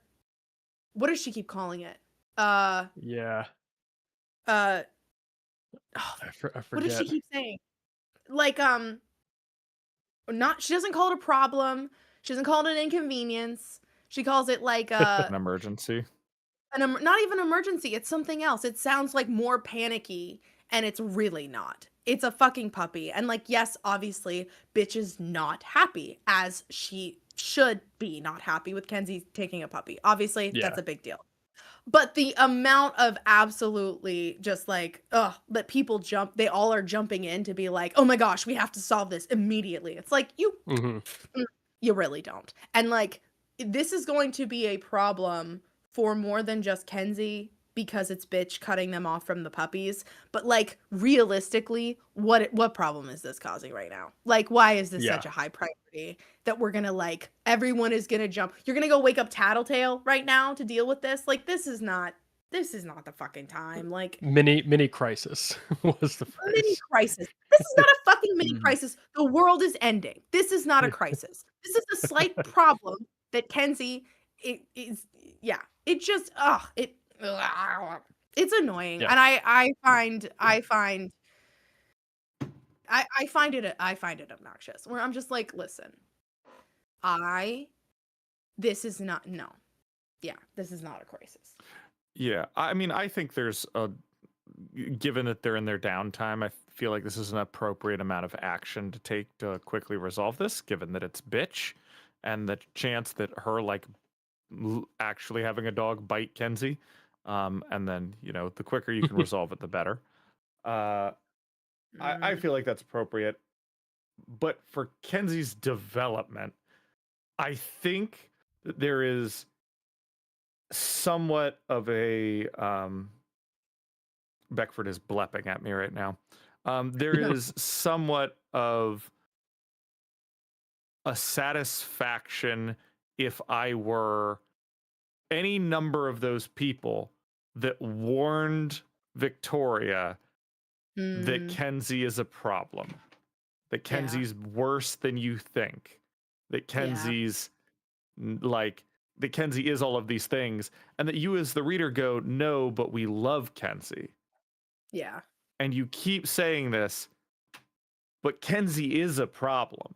Kenzie really doesn't feel like she's gotten all that much better.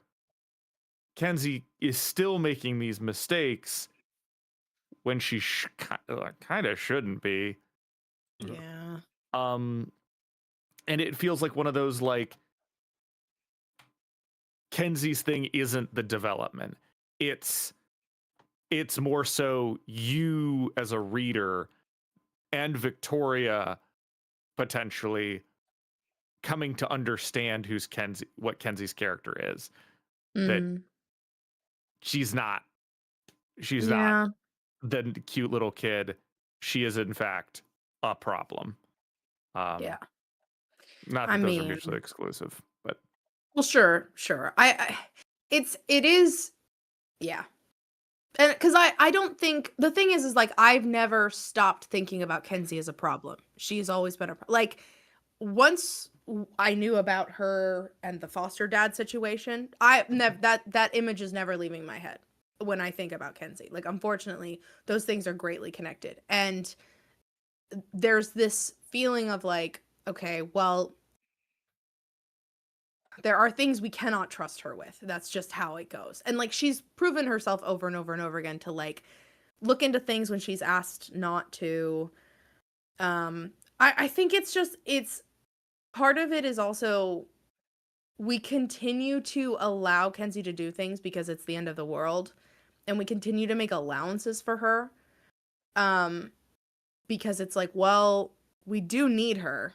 Actually, I think Fran or J-Man might have said this earlier in the chat that I read, but this idea that like we keep allowing Kenzie to do things because it's like, well, we do need her help, and like technically she probably should have a break from all of her tech, but we need her tech and we need her to look at stuff. So I guess we'll just keep allowing this thing to happen, even though realistically she does not need to be in contact with any of her tech. She needs a week vacation, if not more.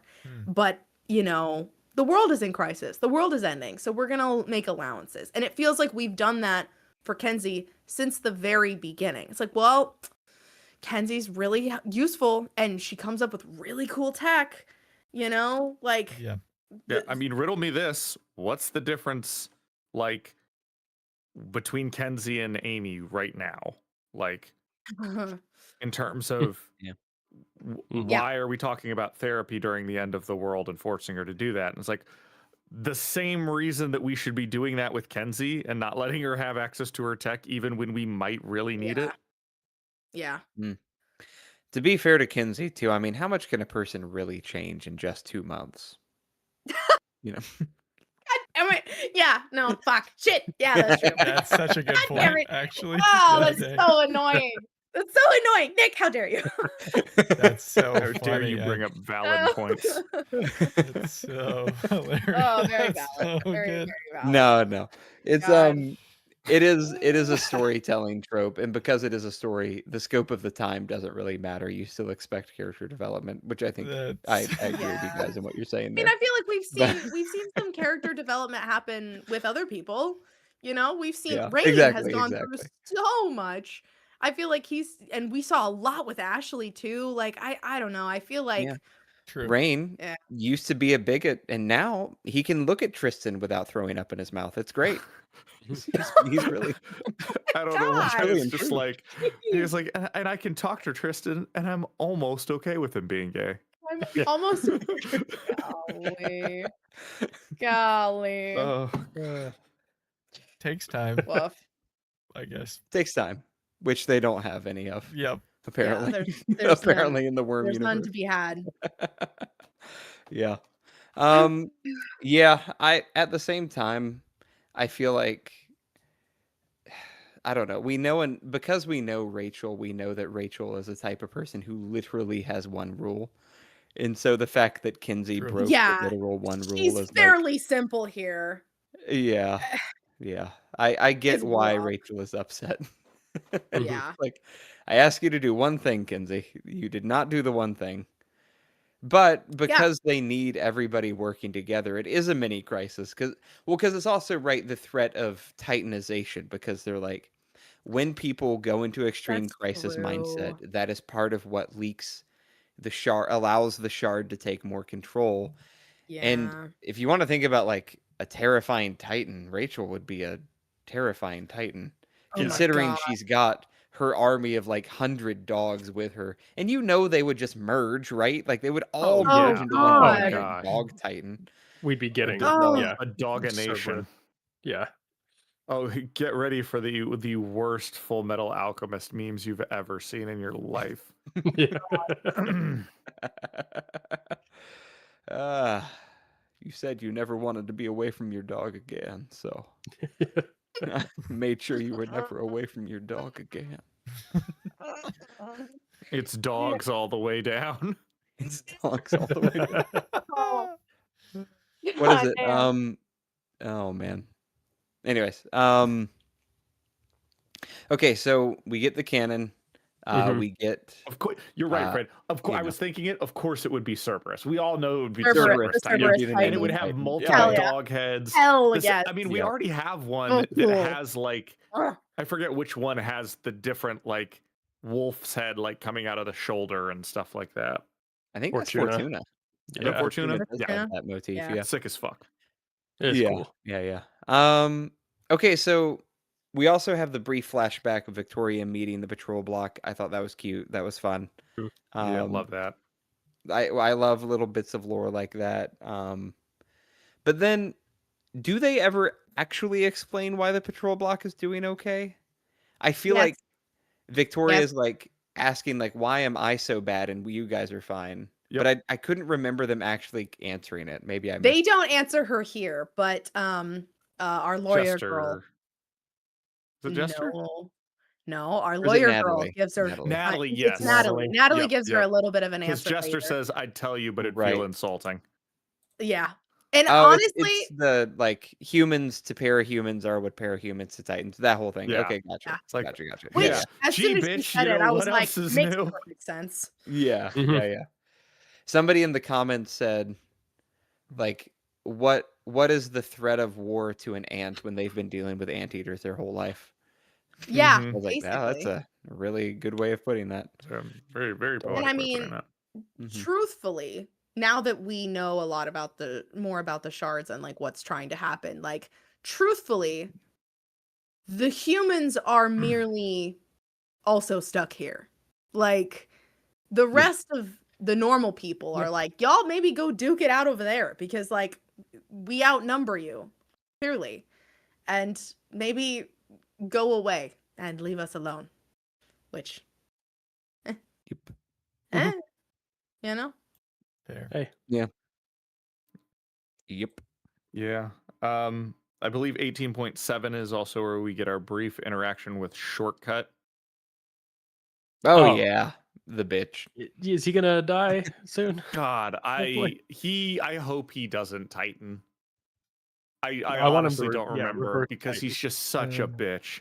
Like, I hope he double triggers and he shrinks to 100th of his size.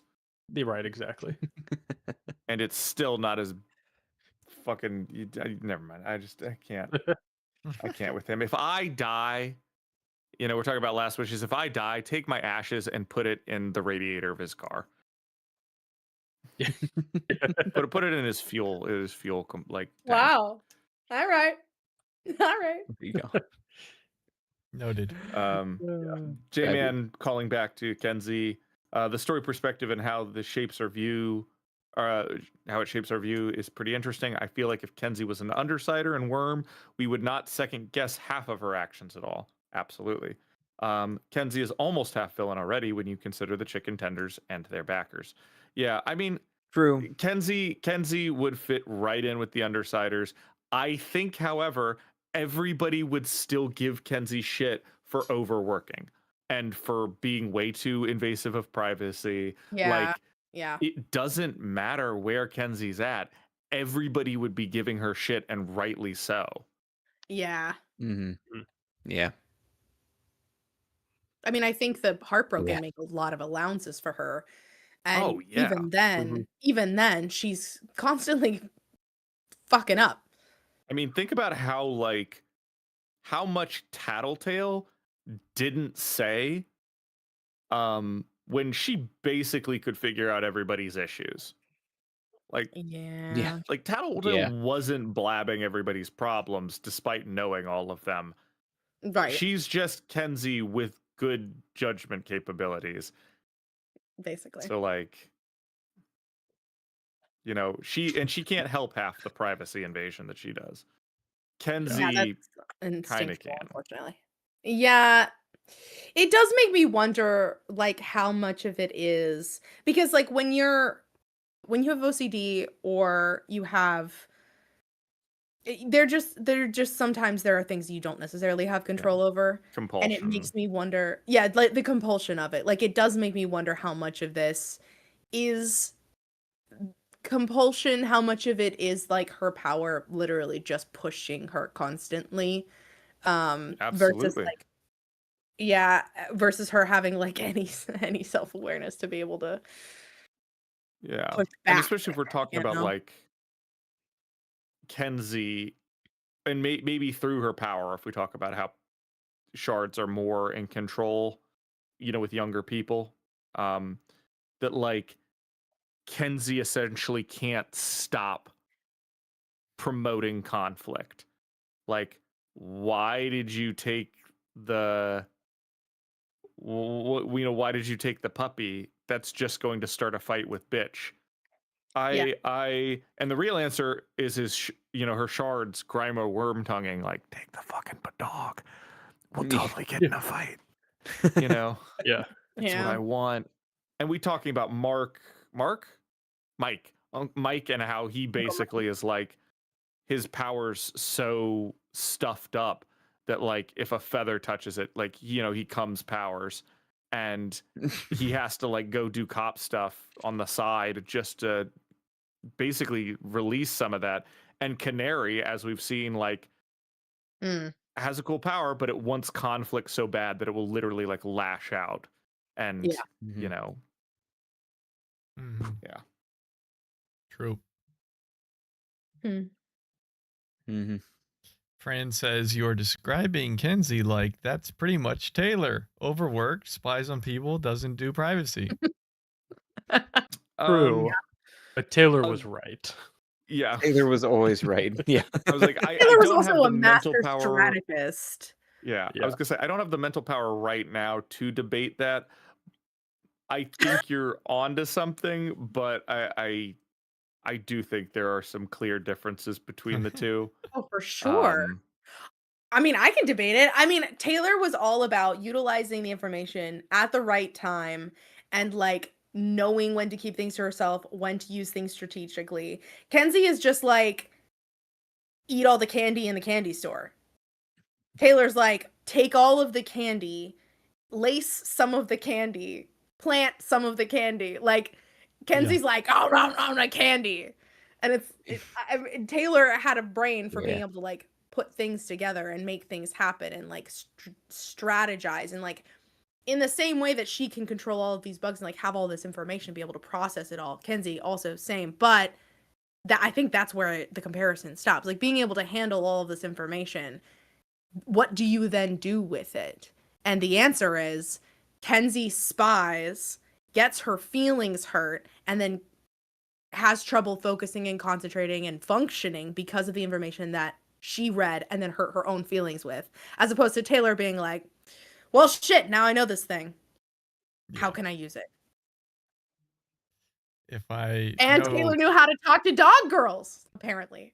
Yeah. Thank you, Fran. Yes. Exactly. If I know Fran, he's doing this to troll us slightly, and he knows that they're very different. Probably, yeah. But I do like that they are similar in some ways, but essentially very different. Yeah. Yeah. For sure. All right. We got a few big chapters to go. Got to keep going. Yep. Oh, yeah. We might as well. Let's make it Well, 18, 9, and 10. Oh, wait! Victoria's hair's falling out. Oh, yeah. Ah, yes. Oh, yeah, we did. She has a panic Yeah. attack when that happens. That hair loss. Yeah. That's truly horrifying. Yeah. I forget. Is it Natalie? Who is it that calms her down outside the church? Jester. It's Jester. Jester. That's right. Yeah. Jester is the best. Boy Jester. Jester is the best. And she even is like, okay, I'm good now. You've asked enough centering questions. I'm fine. Thank you. Because like he goes right in like, hey, let me ask you questions to distract you from the fact that you're freaking out and help you calm down. Yeah. Jester's great. What a sweetie. Also, Jester, the one guy that Swan Song has liked. Yeah. Like, oh man. Which I want to say too, Victoria just can't help but be a little judgy. She's like, Jester, not conventionally attractive. In fact, I'd say he's the opposite of any guy I'd ever find attractive. Yeah. Nice. So harsh. Yeah, like she's like, his hair's greasy and he has acne. Like, was that out loud? Girl? Yeah, I personally blame Carol for all of her judginess. 100%. Yeah. But 100%. But also I can just hear the Hot Girl Problem song playing while Victoria's thinking. Yeah. Oh man. You also get the not only the mean girl vibe, but it's it's very funny. But I do appreciate Jester. He's great. As J-Man says, hair falling out in an arc named Radiation is terrifying, which we do get a reference to because she's like, Kenzie, do you have a quiet Geiger counter? Geiger? Geiger, whatever, yeah. Little Geiger counter. One that I just need you to check the radiation real quick. Just like real quick. Just on me and everything else. Scan me and everything, just make sure. Asking for a friend, but if you could do that real quick, that'd be real great. Oh my god, that is truly terrifying though. Like if you guys have seen Chernobyl, Chernobyl is like the most you hear the sound. If you've seen Chernobyl, ever since watching that show, if I hear the ticking sound, it sets off a fight or flight in my head that gives me stations. Like, oh Lord, it ain't no joke. You could do the funniest thing right now, Michael. I know, right? No,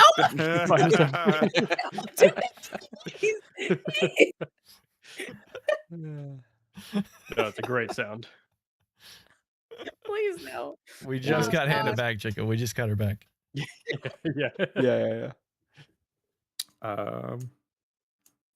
But love that Jester's there. Yeah, it's nice to see him again.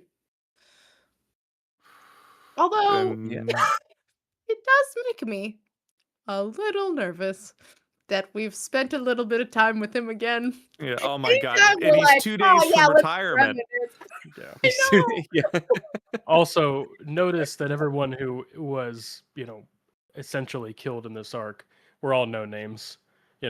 Oh, this whole wing of people were wiped out. Nobody knows. Oh, it was Switch Hitter's team died. Who cares? Who cares?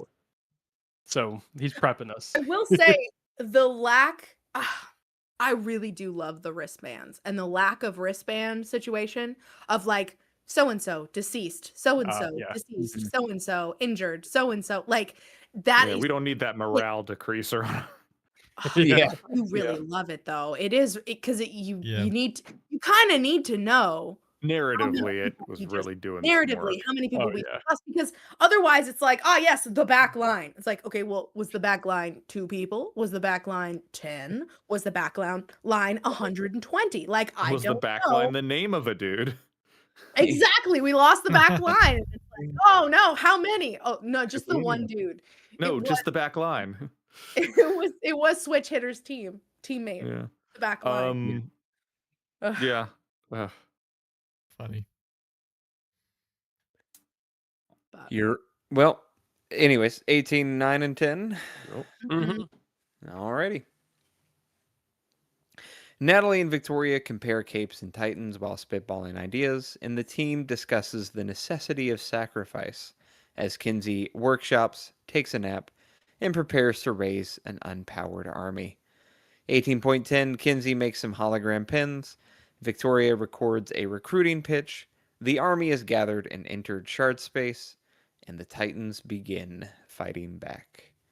Ho ho ho ho, baby. Some of you may die, but that is a sacrifice I'm willing to make. Exactly. That is her entire speech. Basically. I was uncomfortable.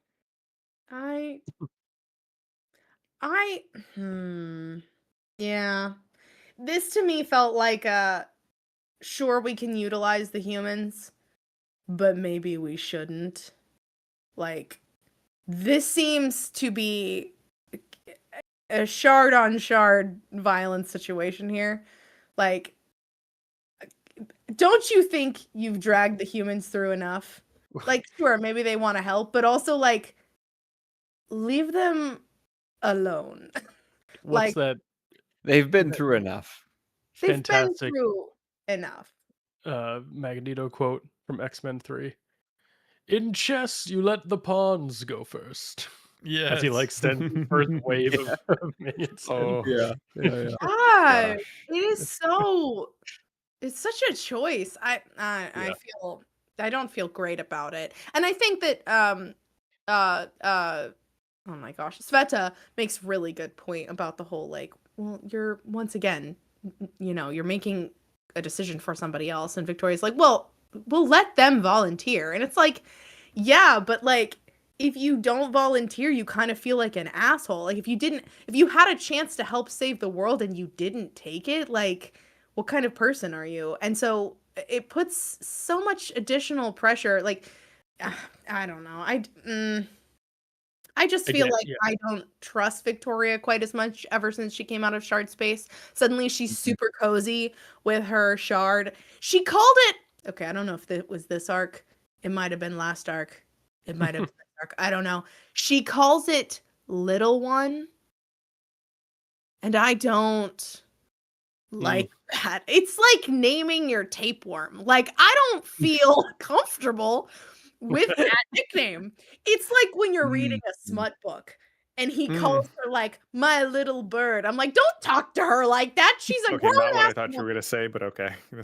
That was the tamest one I can think Yeah. of. There are others that I won't you go. say on live podcasting, but like, there's a certain weirdness to it that just makes me uncomfy. And yeah, calling your shard that is basically a parasite that's actively trying to end the world is like calling it Little One and being like, she doesn't call it Precious One, but it sure does kind of feel like my precious a little bit. Like, you got close to that thing in shard space, and sure, yeah, you have more control now, but like that, I don't feel comfortable with that. I don't like it. Yeah. I mean, I kind of wary. agree with J-Man a little bit, because J-Man's saying they deserve the choice to participate. In my opinion, it's worse than patronizing to not tell them anything.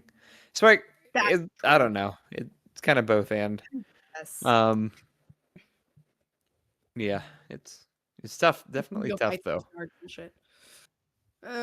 Yeah. Hmm. I think it's little one. Something like that. I will Pretty say, sure it's little one. it would not surprise me if Victoria went Titan. Oh, Mm, yeah. Mhm. Yeah, Interesting.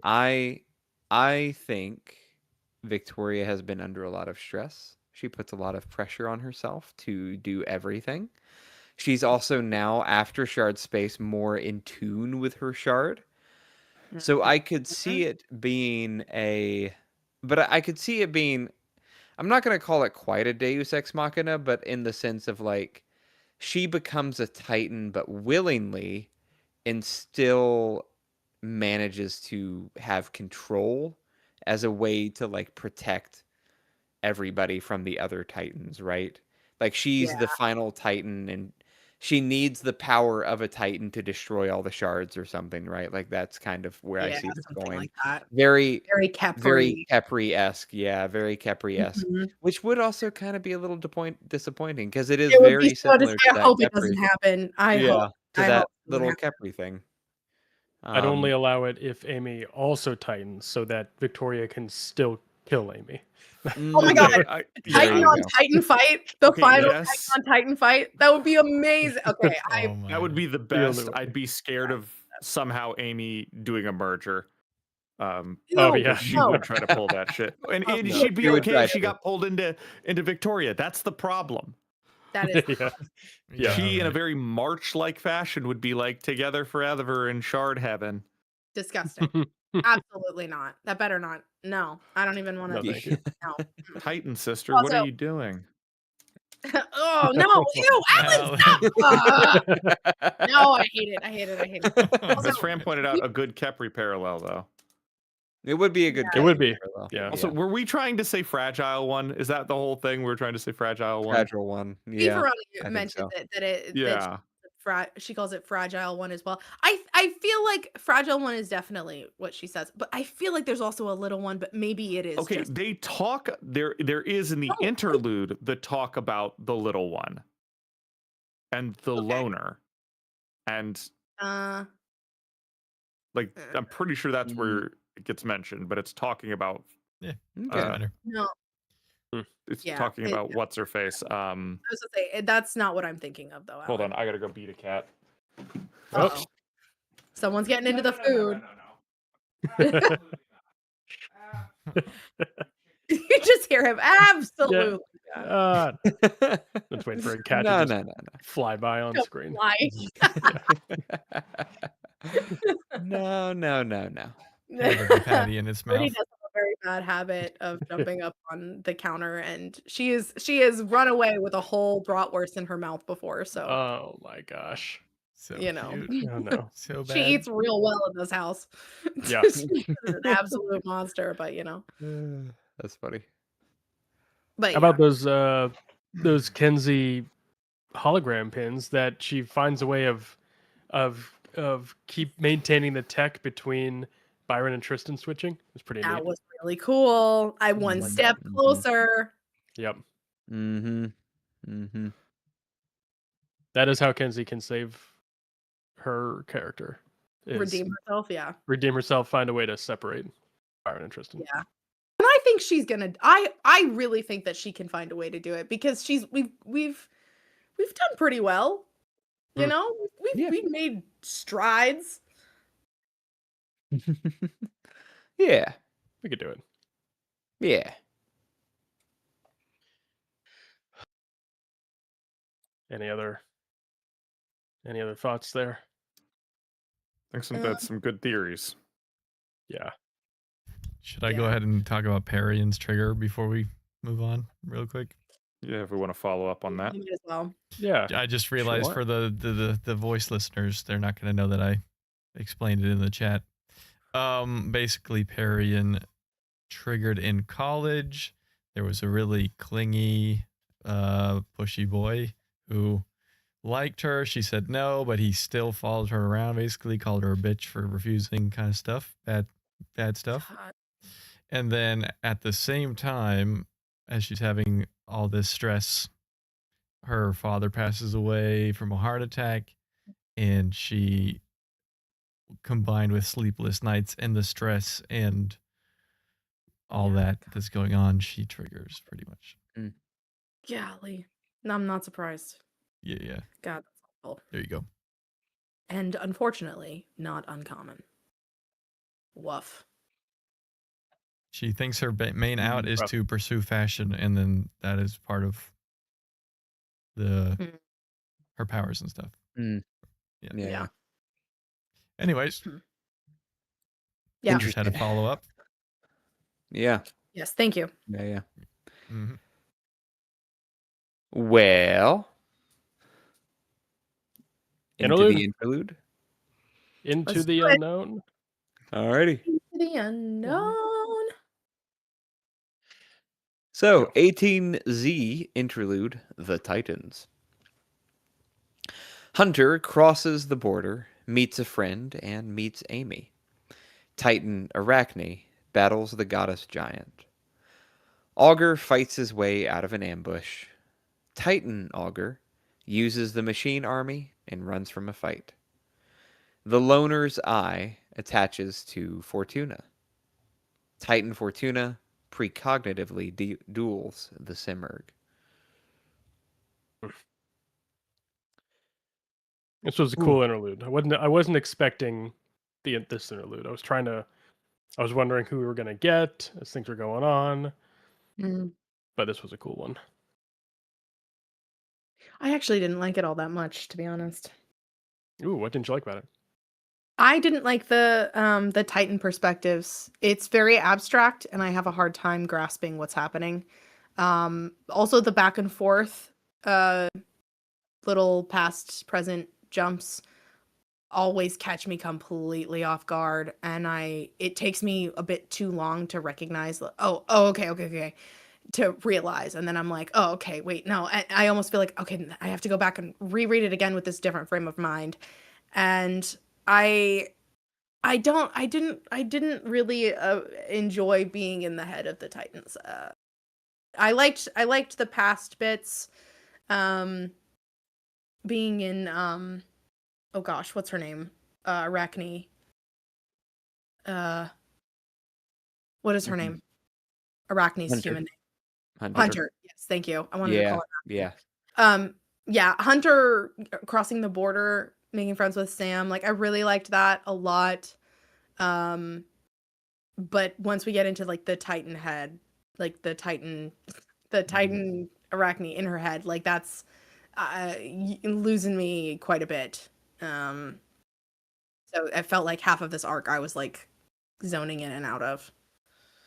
This was definitely one to read. I normally listen to them all. I happened to read this interlude, and that was probably the right move because I listened to half of it and I read the other half because I was like, I need to understand what's going on.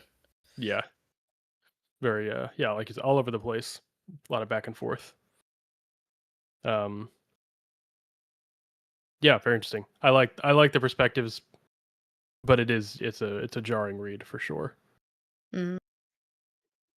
Hey, but we got some more machine army. So, we did finally. Oh my god. We did get a bit more machine army, augurs fighting them and using them as parts. Yeah. And we get a glimpse. Valkyrie almost bites the dust in an interlude. Thank goodness she made it out alive, because I was like, holy crap. If there's anybody we really need to keep alive, it's Valkyrie. Kind of because Valkyrie. Like no lie, if everybody dies, like she is the human arc. Like yeah. Really need to focus on keeping her around. Like, put her in whatever cryostasis, shoot her, in a slingshot orbit to come back to Earth, in 50 years.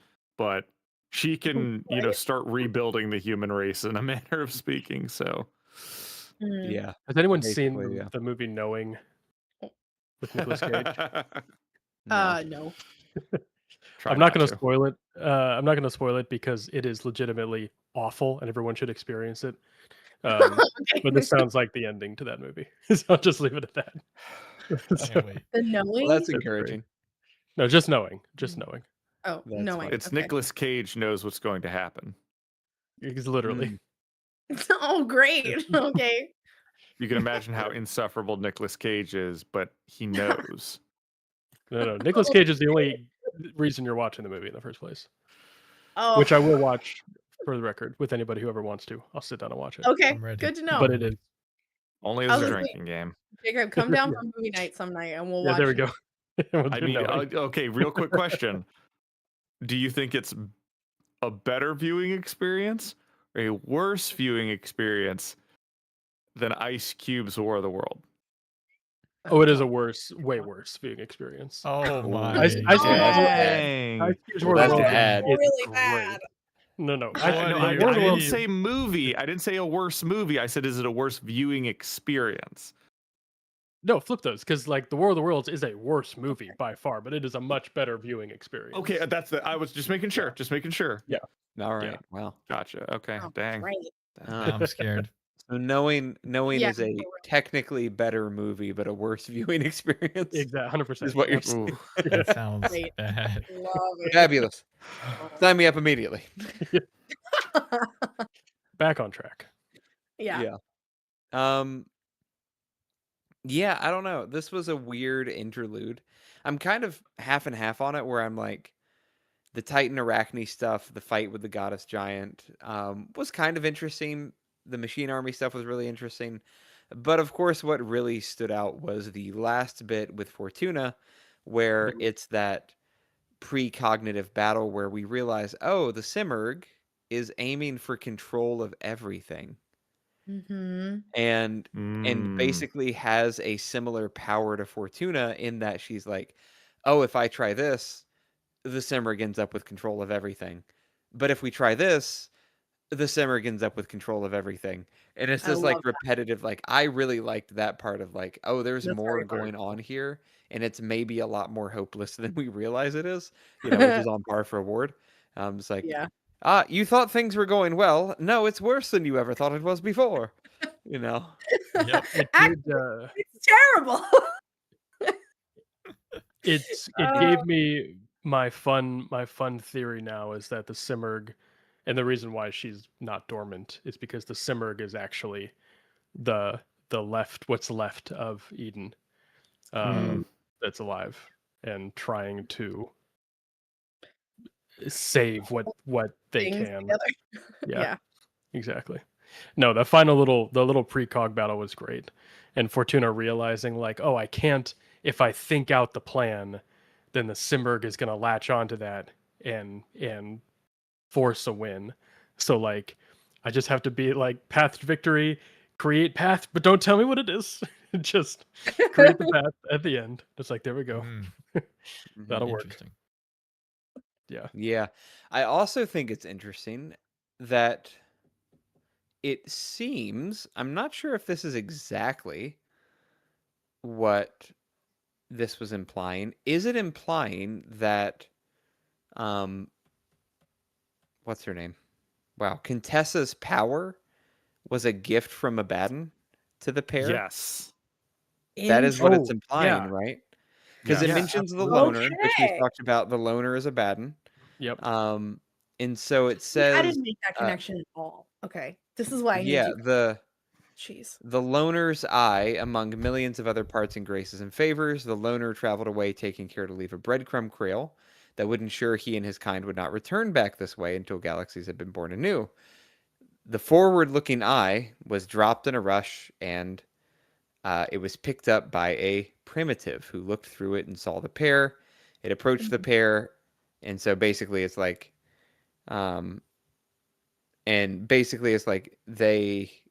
that forward-looking eye was Fortuna's power. So basically, she's the only one who has a shard of Abaddon, it seems, is what that's implying. Well, there was, it feels like it's more strictly Abaddon's because they did the whole thing where they exchanged a bunch, and which is like Eden's over there, like essentially Abaddon has given Eden a Happy Meal, but she is still driving the car, and then she's like sorting through what's in her meal.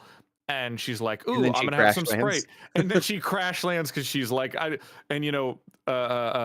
Zion's in the in the passenger seat, like, honey, can you handle all of that? And she's like, no, I got this. Don't even worry about it. And then just drives straight into planet Earth. Much like Taylor's mom. I was going to say, I think we decided. Yes. We decided that I made that meme and it got me banned. Was the parallel is incredible. Did you really? That was got us banned on Reddit. I got banned on Reddit again for like I don't know what time when like the worm memes for making what's the difference between these two pictures, and one is like a giant worm monster crashing into Earth and the other is like a woman on her phone and it just says like Miss Hebert. Like, oh my god. And a couple people were like, yeah, it's crazy the parallels. Sometimes I think to myself, it's so strange that we just, are no longer allowed to post in the worm subreddit. And then I remember why. They hate me there. They hate me there so much. I don't know why. I just got to make more. I just got to make more custom Magic cards. I'll get back in their good graces. Yeah, you do fine. Your custom Magic, they love, because they did that, and then somebody else did a couple more like iterations. They love that. Yeah. But What happened? That's fine. I'd love to talk to a mod. If anybody knows a mod, please send them. I was grateful at one point in time. I believe Wildbow said something about how like the mods go through like revolving door a lot of times just because it's a lot of work and whatnot, and they tend to be very arbitrary with how they process stuff, and I think it doesn't unban when the mods shift the changing of the guard, so hilarious. Well, there's even an early time with our podcast where I was like, hey, we got shadow banned for some reason. No idea why. Other people post podcast stuff here too. Don't know why we got banned. And they were like, all of a sudden we were unbanned. I'm like, okay, post another one, immediately banned again. I was like, it would be nice to know. Like if it was like, hey, don't promote your podcast, then we'd be like, oh, that's the other thing. If that's what it is, but like that clearly literally no saying what rule was broken. I even asked, they got nothing. Oh well. What are you gonna do? It is what it is. It's the internet. It's Reddit. I can never explain Reddit. Unfortunately, we don't have the Reddit loner's eye. Right? Exactly. What would get my ass banned? Way to bring the it path back. to Reddit victory. Yeah. That's so good. Oh my gosh. Yeah. Okay. So that is Fran says that was known. I knew we know that Abaddon and Eden met, but we didn't know exactly what gifts were passed on, I don't think. So apparently there's a subreddit called r/birdcage, which I'm guessing is like the I don't feel as if we should just hop around. Thank you, Fran. I need to know that because no. Boy howdy, are they about to get hit with some unhinged shit. No, please just Alan, please. There's no law in the birdcage. Goddamn right there isn't. No law against Pokemon, Batman. I feel like Alan's just gonna shadow drop some patron content that's just like speed running Reddit bans. See how many worm associated Reddits I can get banned from. No, please don't. I hate that. Why not? I've already banned from a couple of them. Why not go for like the trifecta while I'm at it? Yeah. Might as well at this point. I want them to like us. Yeah, that'd be nice. I also would like them to like us, but they don't, and that's something I can't, help. So at this point, we're just going for 100%. This is just his villain arc where he did nothing wrong at first, then he like got banned anyways, and now he's like, I'll do the worst thing then. I'll give you a never reason to done ban me. anything wrong. Oh God. Done nothing but right. I love it. All right, let's keep talking about this. We got I'm not the villain. They are. Well, those mods are picketing me, and I am just a girl, just trying to do the right thing for my city. Chad! Stop. As we've learned I tonight, will kill you. as we've learned tonight, Alan The is just a persecution. girl and Hannah The is a straight persecution I man. go through. Yeah. Exactly. Oh, What boy. was that, Nick? I said, as we've learned tonight, Alan is just a girl and Hannah is a straight man, apparently. Yeah. If I've said it once. Her mic is cutting out so hard. God, I hope I start clipping. Just It's Oh, the- yeah, but Yeah. Oh, good. Hannah's- That's great. Hannah's voice starts clipping when she's agreeing with you enthusiastically. Oh my god, she agrees with me so much. the audio listeners are so confused. I'm making That's big great. X's with my arm so that everyone knows, even if I'm clipping out. Fabulous. Okay. Well, Where were we? we did have a serious question from Bernard. Do we think that Contessa or the Simmerg will win, and which would be better for our heroes if between the two? And I feel like the better option is the third option, which is none of the above. Win, please. But if I had to pick, we know that some Titans are on humanity's side. Now, Contessa has been sketchy, as we've discussed. So it is a question of what are her intentions, and are they shard intentions or are they human intentions? Based on the fact that the Simmerg, like Jacob said, is basically a manifestation from a shard, I'm going to trust Contessa like 1% more than the Simmerg. Oh, You know. while you're probably right, I just want to put my fate in the hands of the Simmerg just constantly. No. I thought you were gonna say you wanted to her. put your face in the Simmerg somehow. That's like, I also I mean, would like that it's like too, same. please. If you, I mean, who doesn't? I mean, mommy. Hello. Yeah. Ooh. I've got some. I've got a And you're big wondering debate. why we got banned. Yeah.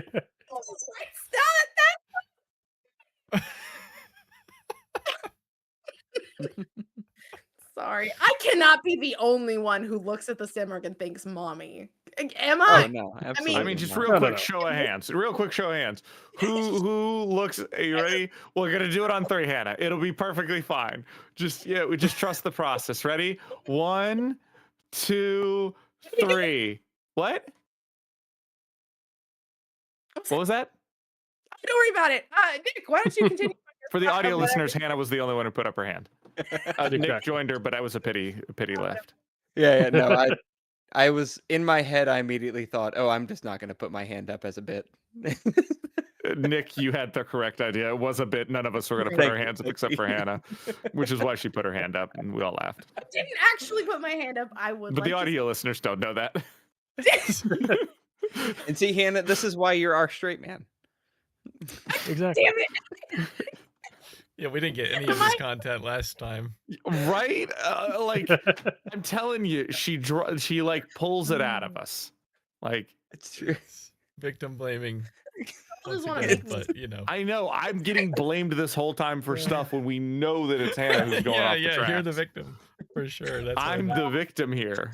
I'm literally just a girl named Amy. Oh no! Oh, now we all want to kill you. Oh my gosh! Wow. Oh, this has been Oh fun. my god. Oh my gosh, what were we even talking about? I don't even know. We were trying to answer Simmerg versus beefronies. Contessa. Yeah, Who Bernard. Yeah, which would who be would you better? want to Was win? Bernard's Oh, question. Bernard's I question. mean, who would I want to Um, win? Or the Simmerg. I yeah. guess the Simmerg. Who's probably gonna win? I feel like she's on our side. Like she's fought for us before. I feel like she's Yeah. on our side. And the thing is again, like, is Contessa with us or not? And if the Simmerg is opposed to her, and I'm assuming that Contessa is against us, then let's go Simmerg. Also, mommy, like, let's go Simmerg. Can't leave enough. No, always. Listen, it is a constant struggle for me when I'm trying to decide which worm tattoo I'm going to get. If it's going to be a beetle or if it's going to be the Simurgh. It is a struggle. I talked to a tattoo artist last week and we're discussing things, and I need to decide soon. And I don't Porque know. no los dos. I know, right? I actually kind of want to wait until we're done with Ward, because I would like to get them maybe incorporated into one tattoo situation. We'll see. I don't know. Yeah, wouldn't it be awful if you got a tattoo the Simurgh and then like the final interlude is her just I coming out and know, being I like a know. racist or something? No, this It's is like, why oh my god, she's using all her Tinker technology to build a bomb, but it's just an Yeah. N-bomb. I'm What? The Simurgh, hypothetically. No. Geez. The Simurgh just flies above the world and just telepathically sends out a message to all humans, and it's just Kaiser was right. Oh. No! You would like that, wouldn't you? You would. You sick Goddamn. metal bending fuck. It's true. Oh my You heard god. it here first, folks. Listen. Yeah. I've liked 2 fascist metal benders in my lifetime. And that's two Which is more not a than lot, but it's But Not it's a lot, crazy but it is that it's weird it's happened happened twice, twice. Nick. me. Listen, Wow. one of them's Kaiser. He's got cool powers. Speaking of mommies, the other is Kuvira from Avatar, one of the only good villains they had. What do you mean? No, I'm just kidding. That's not true. She was like objectively one of the worst ones. No, actually, she's one of the Oh, worst no. villains. I didn't like her at all. No, she's very unlikable. Yeah, I don't like her at all. Yeah, no. Her powers. I Cool. did That was like my interpretation of Nick, by the yeah, way. the Thank you. powers are cool. Yeah, powers are cool. Uh-huh. Sure, that's what we're looking at. You know? Yeah. Nick Yeah. over here watching Game of Thrones for the plot too, I'm sure. Oh my god. All right, I think we answered the question. Let's move on. Oh my god. Listen, it's not my fault that every time I walked in on Michael watching Game of Thrones, somebody was sucking somebody's dick. It's like Damn. Damn. Not Michael sitting there with the pause button waiting like I was gonna say. okay, Nick's coming in. Like, Yeah. Yeah. I mean, it's crazy. It only actually happens once in the show, but he kept Yeah. playing it on repeat. That was back when I watched Game of Thrones by myself because people didn't like it for some didn't know about the show. Yep. I was watching yeah. season 1 by myself, Mhm. and then like season 2, everyone's like, "Oh yeah, have you heard of Game of Thrones?" I'm like, guys, I've been telling you to watch it with me for like Yeah. a year. No, you're I also absolutely quietly right. watched Game of Thrones in my dorm room without anyone else because I didn't know how to explain that to any of my dorm people. Yeah, that's fair. 100%. You are absolutely correct. Anytime somebody walked into your dorm room, it was was during a always sex scene. During You a had sex to scene. explain I'm like, it's not porn, it's HBO. yeah, Every that's time. HBO. No, there's important plot that happens in these conversations. I There need They to know really what was. to say. some of the most important plots and some of the nastiest bits. You're like, really? The scene you're talking about, like they're literally talking about like dethroning someone during that scene, and I was like, I have it's to, such an Nick, I have to. Yeah, I need to know what happens. I need to know. Oh my gosh. Yes, but Michael, you don't have to be 2 inches away from the TV to know what happens. Yeah. I love it. I love With a it. notebook studying. With a note. With a- Oh. Okay, Nick, that sound was I enough. think we are All right. so far past. Okay, listen, if we were still in the clipping the sound age of this podcast, that would have been clipped so damn fast. Mhm. I also love I started a debate about Korra villains in our chat that we've not acknowledged. Where they're talking about all the villains of like who's the worst in Korra. I appreciate you guys. I could talk about my Come join unfortunate- the chat if you want to know these kind of conversations. Yeah. Basically, like whether is Kuvira worse than Amon and what's Zahir? I will say of the 4 villains that are in the 4 seasons of Korra, I do like Amon. I liked Amon for what he was for the first season. I wish he'd lasted long term. I like Zahir as well. Season 2 guy was bad. Yeah, I don't remember even his name. It was the spiritual The spirit dude that guy. was our uncle. And then, yeah. I mean, something. first off, Zaire did nothing wrong, so we can just Mhm. mark him down as top villain. Yeah, Zaire was great. Jacob's like, Anyway. I'm An empty tired, vessel. guys. Jacob's Yeah. I'm tired. also But tired. yeah, I'm ready to go. we could talk about Avatar and Korra. I did just finish Avatar: The Last Airbender a few months ago with my son. Super fun. I had a great time. I'm not going to tell him Legend of Korra exists anytime soon. That's for the. I love it. So, alrighty. But there is a movie and a fighting game coming out, which I'm kind of excited about.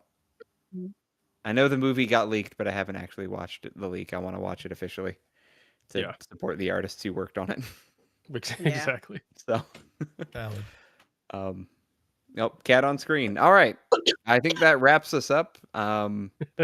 We can all agree quickly that Switch Hitter / Titan Scotty are the best powers showcased in this arc, I think.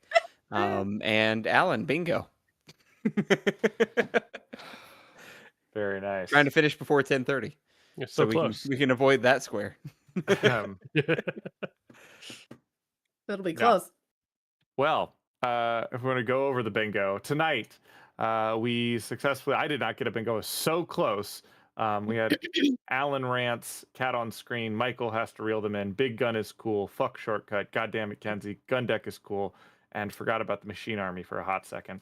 What we did not get was Parian would have made a Slaughterhouse 9 member, Hannah cries, technical difficulties, Jacob being a cinephile, Nick going full teacher / parent, a World Cup mention, going past 10:30, and who is that again? So close to 10:30. Yeah. I don't know if you would want to count my knowing rant as being a cinephile, but you know what? Yeah, the fact that you still brought up doesn't give me nobody knows about. Uh, I think yeah. What do you mean should nobody always knows count. about? Everybody knows about the knowing. Nobody's watched it except for Jacob. No. I This is didn't. like I didn't know the about day it. the Earth stood still with what is it, Keanu Reeves? the remake. Yeah, that Yeah. was rough. Nobody I didn't know watched about it. that either. That was a rough one. It's right But next fuck you. to what's the other one where the guys also there's another one in between those two where a guy also knows the future or what's about to happen. We'll look that Nice. up I later. don't know. So what do we everyone- need for next time? Next time, seeing as we're heading into the penultimate arc, crazy stuff. Wild. Wild bow even. I think we do 19.1 to 19.6. Okay. Everybody Alright, free like on the perfect 27th? halfway point. Yeah. 27th. I I'm should here, be free. Mm-hmm. Are we breaking this into 2 sections or are we breaking it into 3 for arc 19? I'm just gonna break it into 2. It'd be about that's fine. 60,000. We usually do about 50,000 anyway. So Yeah, we that's got an fine. easier-ish week because we only had 85,000 for the last 3 weeks basically. Yeah, they've been short arcs. And we'll basically just do these 2 and 2. So yeah. Nice. So we're like what, 2 months away from being done with Ward? Yep. And then of course we've got to do our breakdowns, and then Jacob and I got to rewrite Ward, which Obviously. I think we'll get significantly less shit for. No. So You underestimate the internet. here's the thing: they already wanted it to be rewritten. Unlike Worm, like Ward got so much hate. I think we're in the clear for. Are you guys actually doing that? Are we actually doing that? Not a whole podcast, like just an episode, like of us. An episode discussing One it? episode. Okay. Oh my god. Like we used to do our like hour-long episodes on that. We just That's true. sit here and talk about what we would have like. Hey, I'm cut, down. Essentially. We'll see what happens. That's content. We can make the Patreon exclusive if we want. That way we don't get yelled at as much. We do need to show up live and tell us what we did wrong. I like it even better. Oh, that I would take a live. Yeah. I think that would be a great live input one. I agree. Also, I'll plug again. We played a little game called Wormnesia. Worm Trivia Show. And we were thinking about, maybe trying to incorporate some of the fans into that. Maybe do it sort of Who Wants to Be a Millionaire style, where you can like poll chat. The audience. Listen, I don't remember jack shit, but you know who does? That's right. It's chat. That's right. Hannah, his name is Jack Slash, not Jack Shit. Oh my god. God. Yes. Dad joke. Well, yeah. On that note, Michael, is there any song, perhaps? A song? Play a song? Tell people what they should do. Come and enjoy the Patreon. Why don't you just join the Patreon? Come support us and join the Patreon. Please help us and join the Patreon. We have fun, join the Patreon. It's great, yeah, join the Patreon. Why don't you just join the Patreon? Come on. Join the Patreon and see us when the camera's not rolling. Raw, uncensored. Come along now. Hey, all right. Thanks, guys. You guys are the best. Fabulous. Thank you so much to our patrons and all of our chatters who watch us live. And if you can't watch us live, we appreciate the support as well. We'll see you on the 27th with Arc 19 1 through, what was it? 1 through 6? 6. Through 0.6. All right. There we go. Thanks so much, guys.